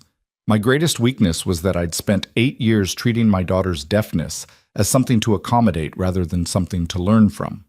She paused, making sure she had everyone's attention. "I built a technology company while being unable to communicate with my own daughter in her native language. I talked about innovation while ignoring the innovative ways deaf people navigate a world that wasn't designed for them. I claimed to value diverse perspectives while surrounding myself with people who all thought exactly like me." Dr. Tran was nodding at the front row. Caleb had a small smile on his face. Luna was watching her mother with an expression that was part pride, part hope. "That changes today," Evelyn said firmly. Crosstech is going to become a company that doesn't just talk about accessibility, but embeds it into everything we do. Every product, every feature, every design decision will include input from people with different abilities, different perspectives, different ways of experiencing technology. Not because it's good PR or because regulations require it, but because it makes us better at what we do. She outlined the specific initiatives they were launching: mandatory accessibility training for all employees, partnerships with deaf universities and schools to build a talent pipeline, design reviews that included disabled users from the earliest stages, a commitment to hiring at least 20% of their workforce from underrepresented disability communities within 2 years. "Some of you are probably thinking this sounds expensive," Evelyn acknowledged, "that focusing on a minority of users will slow down development or complicate our roadmaps. But I'm going to challenge that thinking. The features that make our products accessible to deaf users also make them better for people in noisy environments, for people who prefer visual interfaces, for people who multitask. The approaches that work for wheelchair users also improve navigation for people with strollers or luggage. Universal design isn't a burden, it's an opportunity. The questions that followed were thoughtful, engaged, occasionally skeptical in the way that engineers are skeptical of anything that sounds too idealistic. But Evelyn answered them honestly, acknowledging when she didn't have all the solutions, bringing in Dr. Tran and Caleb to provide technical details she couldn't yet speak to with authority. And through all of it, Luna stood beside her mother, sometimes signing responses when the questions were directed at her, sometimes just being present as living proof that different didn't mean less. After the all-hands meeting ended, after most employees had returned to their desks or left for the day, a young woman approached Evelyn hesitantly. She looked to be in her mid-20s, dressed in the kind of jeans and tech company t-shirt that marked her as an engineer. "Ms. Cross, I'm Amy Chen. I work in the AI development group." She paused, her hands moving in signs that Evelyn was now learning to recognize as ASL rather than nervous gesture. "I'm deaf.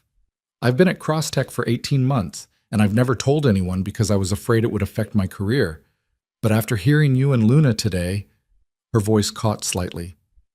"Thank you for making it feel like maybe I don't have to hide anymore." Evelyn felt her throat tighten. "You shouldn't have had to hide in the first place. That's on me, on the culture I allowed to exist here. But if you're willing, I'd like to change that. I'd like your input on how we can make CrossTech a place where being deaf is just one more form of diversity we celebrate." Amy's smile was tentative but genuine. "I'd like that. And I'd like to meet Luna, if that's okay. I think I needed to see someone like me standing up here today. Even if she's 8 and I'm 26, I needed to see that." Luna, who'd been listening, stepped forward and signed something. Amy's face transformed, surprise giving way to delight as she responded in rapid ASL that Evelyn could only partially follow. The two of them had a quick exchange, hands flying, faces animated in a way that made it clear this was a language that belonged to them in ways English never quite could. When Amy left, promising to send Evelyn her thoughts on accessibility improvements, Luna looked up at her mother with an expression of wonder. "There are other deaf people who work here? I didn't know that." "I didn't either," Evelyn admitted, "which is exactly the problem we're going to fix." Over the following months, CrossTech transformed in ways both visible and subtle. The changes weren't always smooth. There were growing pains as teams learned to incorporate accessibility testing, frustrations when launch dates had to be pushed back to accommodate better design, skepticism from investors who worried about short-term costs versus long-term benefits. But there were victories too. The hire of their 20th deaf employee in month 7, exceeding the target they'd set for year 2. The launch of a new AI interface that used visual and haptic feedback so effectively that hearing users started choosing it over voice commands. The thank you letters from parents of deaf children who'd never seen a major tech company take accessibility seriously. And there were personal victories that mattered more than any corporate metric. The day Evelyn successfully interpreted a full conversation between Luna and Noah without needing a translator. The afternoon when Luna came home from school, excited to tell her mother about her day. And for the first time, they had that conversation entirely in sign language, not because English wasn't available, but because Luna had chosen her native language and knew her mother could now understand it. The evening when Caleb joined them for dinner and mentioned, almost casually, that Noah had told him Luna was his best friend. That having someone who spoke his language, who understood what it was like to navigate a hearing world while deaf, made school feel less lonely. Patricia Morrison was sentenced to 8 years in federal prison for her role in the conspiracy. Jennifer Cho received 12 years after prosecutors successfully argued she'd been the primary architect of the entire scheme. Richard Blackwood got 3 years and a lifetime ban from serving on any corporate board, his testimony against the larger criminal network buying him some leniency, but not redemption. David Chen remained on CrossTech's board, having proven through his actions, support for accessibility initiatives, advocacy with other investors, genuine efforts to make amends, that his earlier failure had been weakness rather than malice. Evelyn still didn't fully trust him, but she'd learned that trust was something earned over time through consistent choices, not granted all at once. Marcus Webb gradually accepted that Crosstech under Evelyn's leadership was going to be a different kind of company than he'd initially invested in. Quarterly earnings mattered less than sustainable growth. Short-term stock price fluctuations were less important than building products that genuinely improved people's lives. It wasn't the Silicon Valley playbook he was accustomed to, but it was working, slowly, steadily, proving that another approach was possible. 7 months after Christmas Eve, Evelyn sat in her office late one evening, reviewing the final reports before Crosstech's board meeting the next day. The numbers were solid. Not spectacular, but healthy. Revenue was up 12% year over year. Employee retention had improved dramatically since the leadership changes. Customer satisfaction scores were the highest they'd been in 3 years. But more than the numbers, there was a sense that the company had found its purpose again, that they were building something worth building, not just chasing the next funding round or exit opportunity.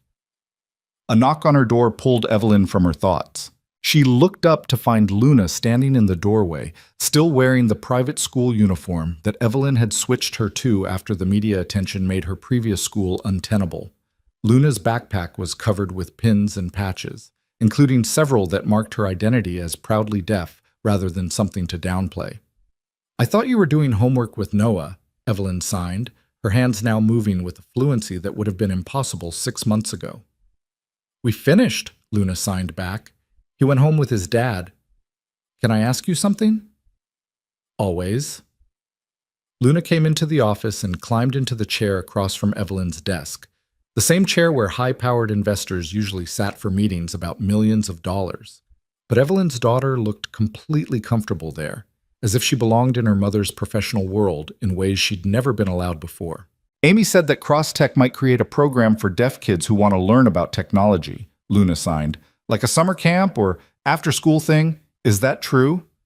"It's in the planning stages," Evelyn confirmed. "Why? Are you interested?" "Maybe, but I was thinking—" Luna paused, searching for the right words or signs. "What if it wasn't just for deaf kids?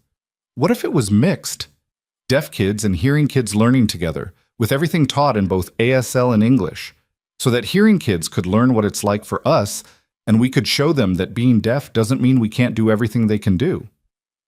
Evelyn felt a surge of pride so strong it was almost painful. Her daughter, who'd spent 8 years learning to navigate a hearing world, was already thinking about how to make that world more inclusive for everyone, not just accommodating for deaf people. "I think that's a brilliant idea," Evelyn signed. "Would you want to help design it?" Luna's face lit up. "Really? I could help?" "You understand better than any adult what deaf kids need because you are one.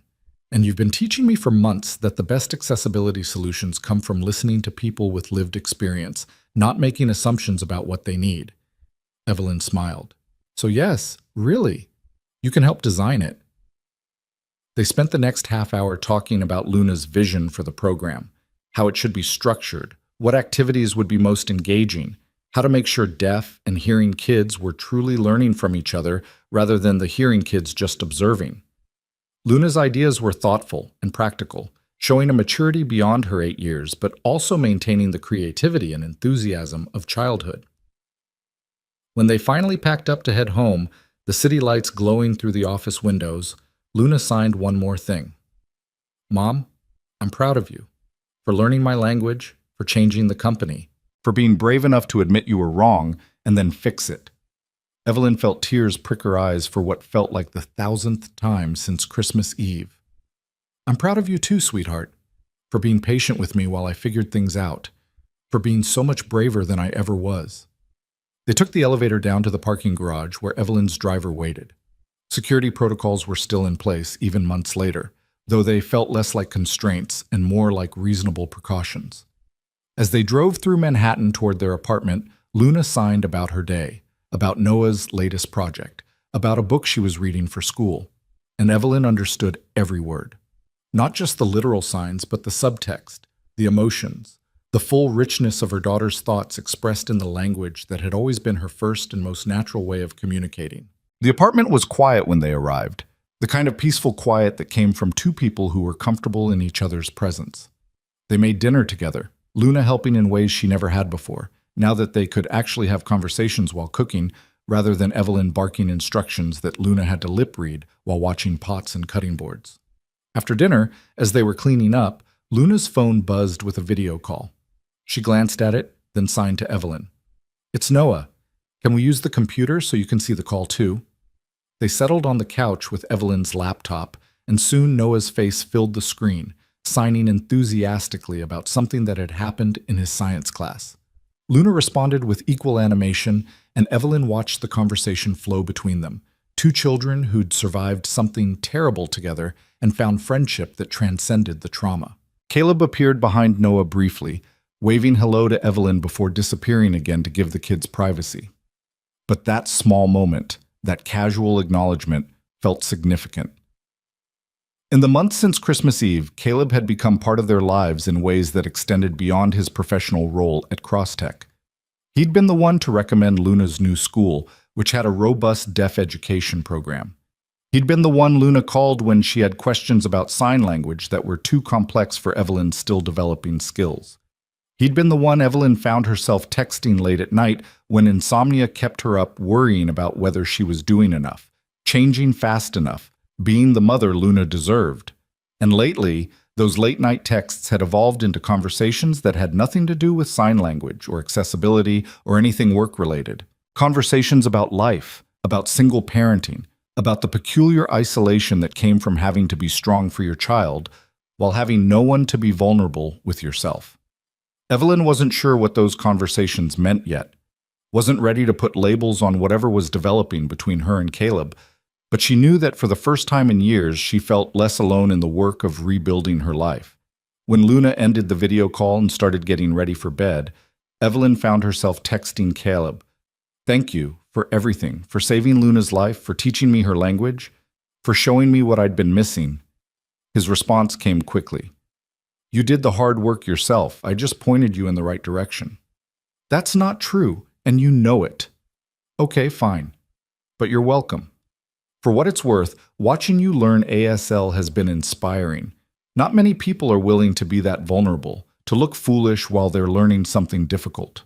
"I've looked foolish a lot," Evelyn typed back, smiling at the memory of her early attempts at signing when she'd accidentally told Luna she wanted to eat a library instead of read a book.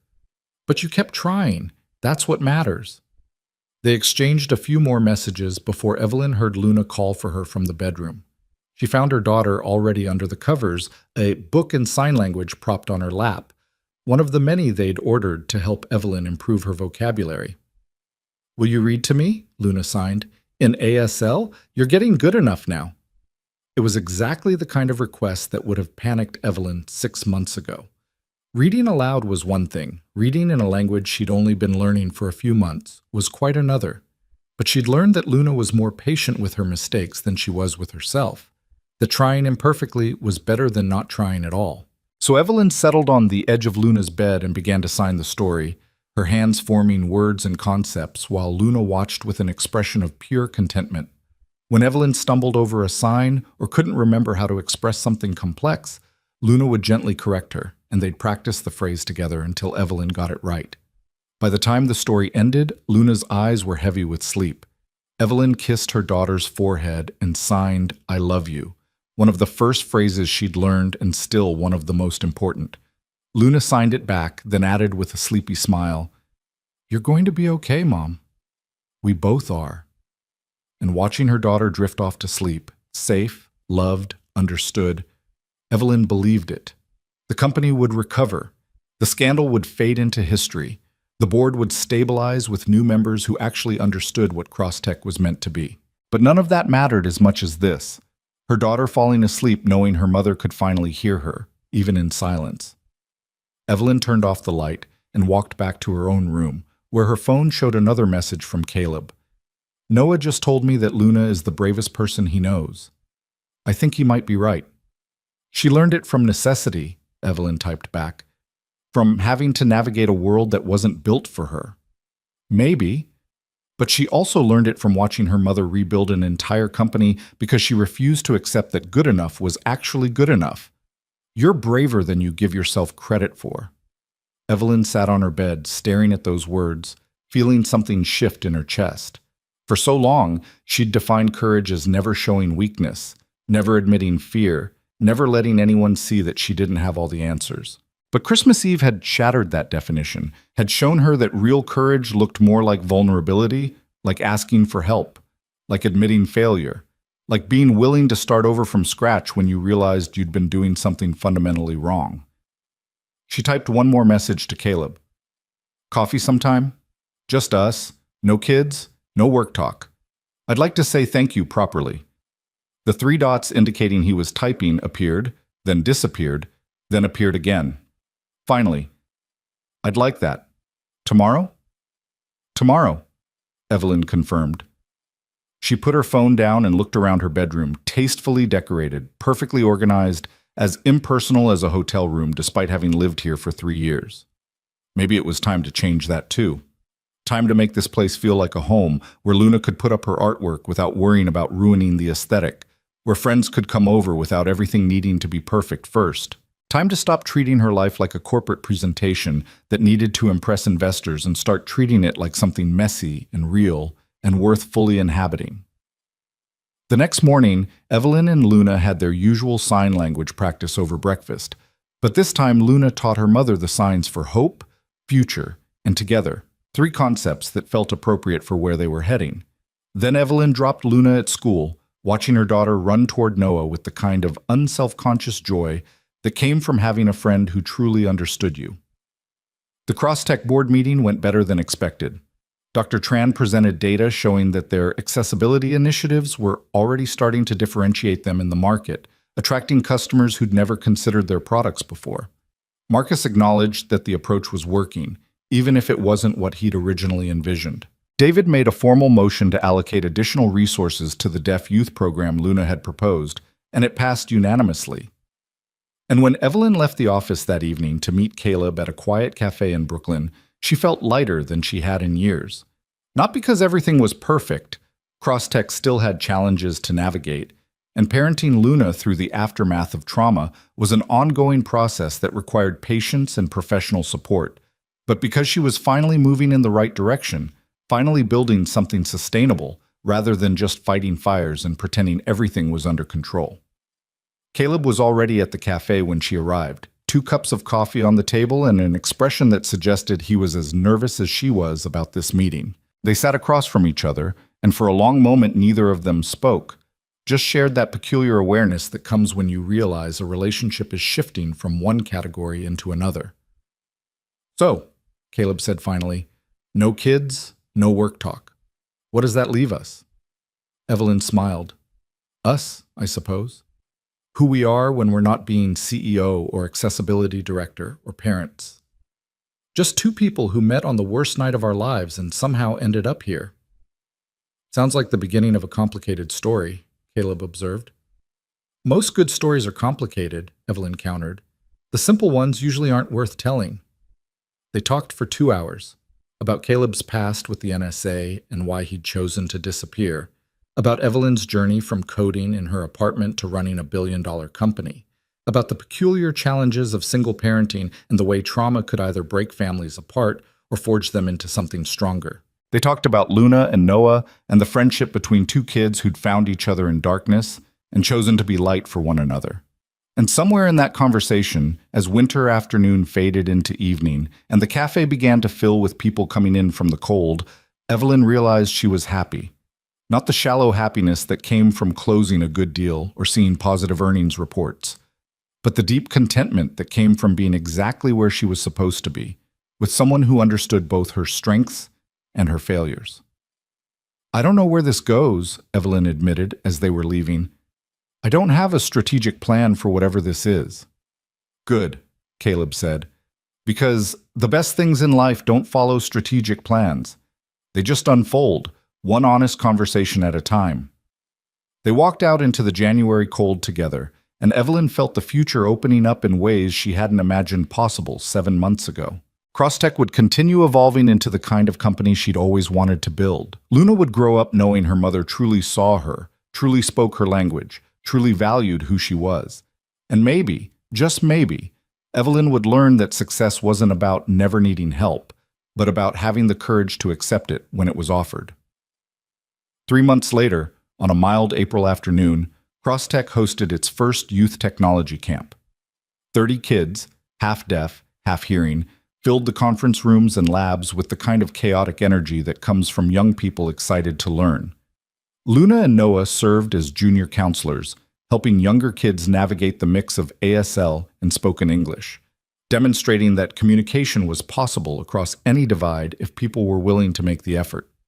Evelyn watched from the back of the room as her daughter taught a group of hearing 7-year-olds how to introduce themselves in sign language, her patience infinite, her joy evident. This was the child who'd been so quiet and careful at that Christmas Eve dinner, trying to make herself invisible so her mother could focus on business. Now she was confident, visible, claiming space in a world that was finally learning to make room for her. Amy Chen stood beside Evelyn, watching the same scene. "You know what the best part of this is?" Amy signed. "These hearing kids are going to grow up thinking of sign language as normal, as just another way people communicate. They won't have the prejudices their parents had because they learned different from the beginning." "That's the hope," Evelyn agreed, her signing now fluent enough for complex conversations. "That we can raise a generation that doesn't see different as less, that understands accessibility as creativity, not constraint." "You really have changed," Amy observed. "When I started here, I never imagined Crosstech would become this, a place where being deaf is celebrated, not hidden." "I'm still learning," Evelyn said honestly. "Still making mistakes, still discovering blind spots I didn't know I had. But I'm committed to the work, to listening to people like you and learning what I don't know." The camp ran for 2 weeks, and by the end, the hearing kids were signing entire conversations, and the deaf kids were teaching their parents signs they'd learned. Several families reached out to ask about continuing the program year-round. A few parents mentioned that their hearing children had started asking why their schools didn't teach sign language alongside Spanish and French. Small changes, spreading outward like ripples on water. Not revolutionary, perhaps, but meaningful in their cumulative effect. On the last day of camp, as families gathered for a closing ceremony where the kids would present their final projects, Evelyn found herself standing with Caleb at the edge of the crowd. Over the past 3 months, their coffee meetings had evolved into regular dinners, then weekend activities with Luna and Noah, then the kind of comfortable domesticity that suggested something more permanent was developing. "Noah asked me something yesterday," Caleb said quietly, signing as he spoke so Evelyn could follow both. "He wanted to know if we were going to be a family. You, me, him, Luna." Evelyn's breath caught. "What did you tell him?" "I told him that family is something people choose, not just something that happens by biology, and that if Luna and you wanted to choose us, and if we wanted to choose you, then yes, we could be a family." Caleb met her eyes. "But I said it was a conversation all 4 of us needed to have together, when everyone was ready." "And are you ready?" Evelyn asked. "I think so. Noah's been more stable these past few months than he's been since we went into hiding. Having Luna in his life, having a community that understands him, it's given him something I couldn't provide alone." Caleb paused. "And having you in my life has reminded me that hiding from the world isn't the same as protecting my son.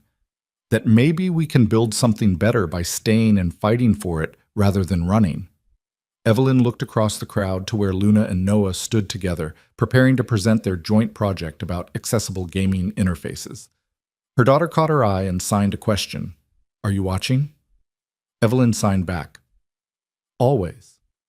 And in that moment, she understood that family wasn't about having all the answers, or being perfect, or never making mistakes.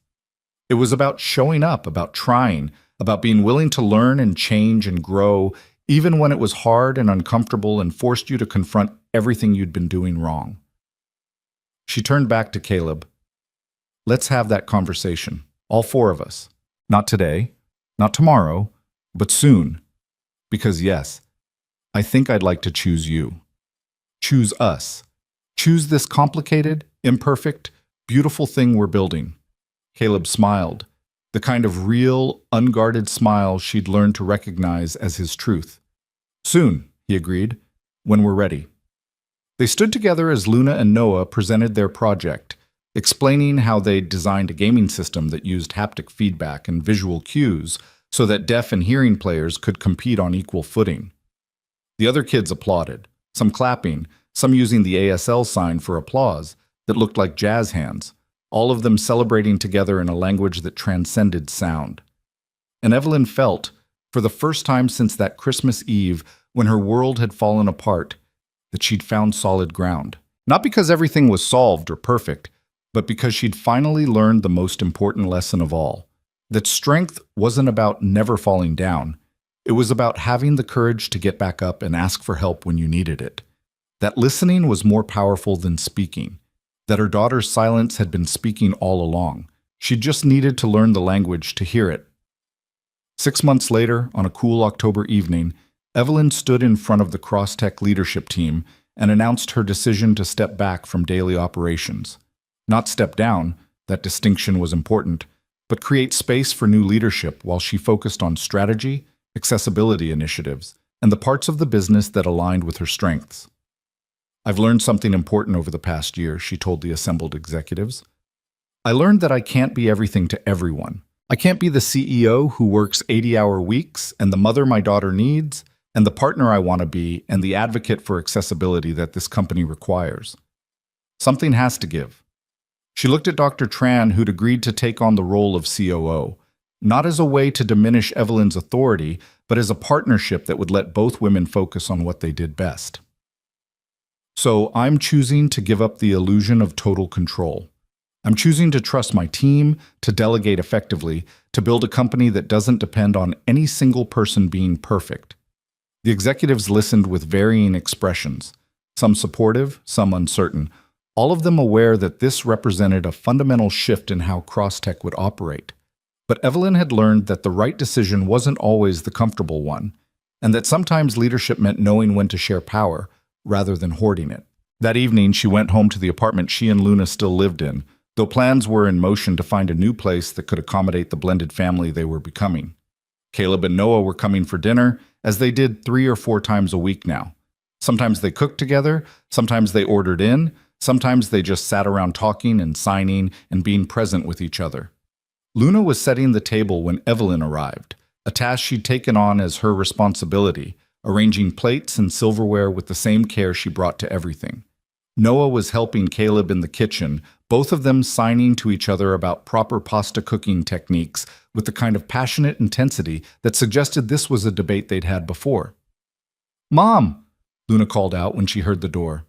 "Noah says you put oil in pasta water, but I told him you don't because it makes the sauce not stick as well. Tell him I'm right." It was such a normal moment, such an ordinary family argument about cooking techniques, that Evelyn felt tears prick her eyes. This was what she'd been searching for without knowing it. Not perfection, but presence. Not control, but connection.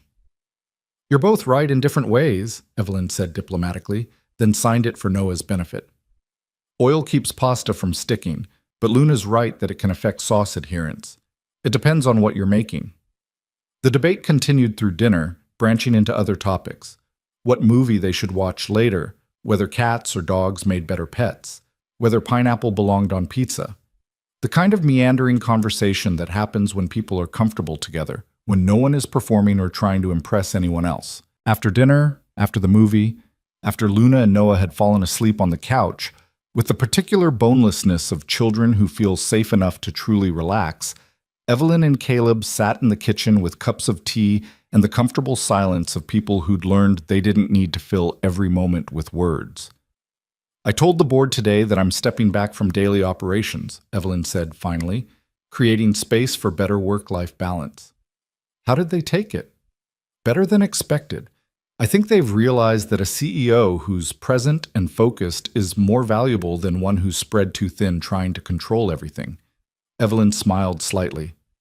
"Amazing what difference a year makes." "A year ago tonight, you were preparing for that Christmas Eve dinner," Caleb observed, thinking it was just another business meeting you needed to survive. And instead it turned into the night that changed everything. Evelyn looked toward the living room where their children slept. "I don't recommend the method, but I can't argue with the results." "Would you go back?" Caleb asked. "If you could go back to that day, knowing what you know now, but able to avoid the trauma, would you?" It was a harder question than it should have been. The trauma had been real. The danger had been genuine. Luna and Noah had experienced things no children should have to endure.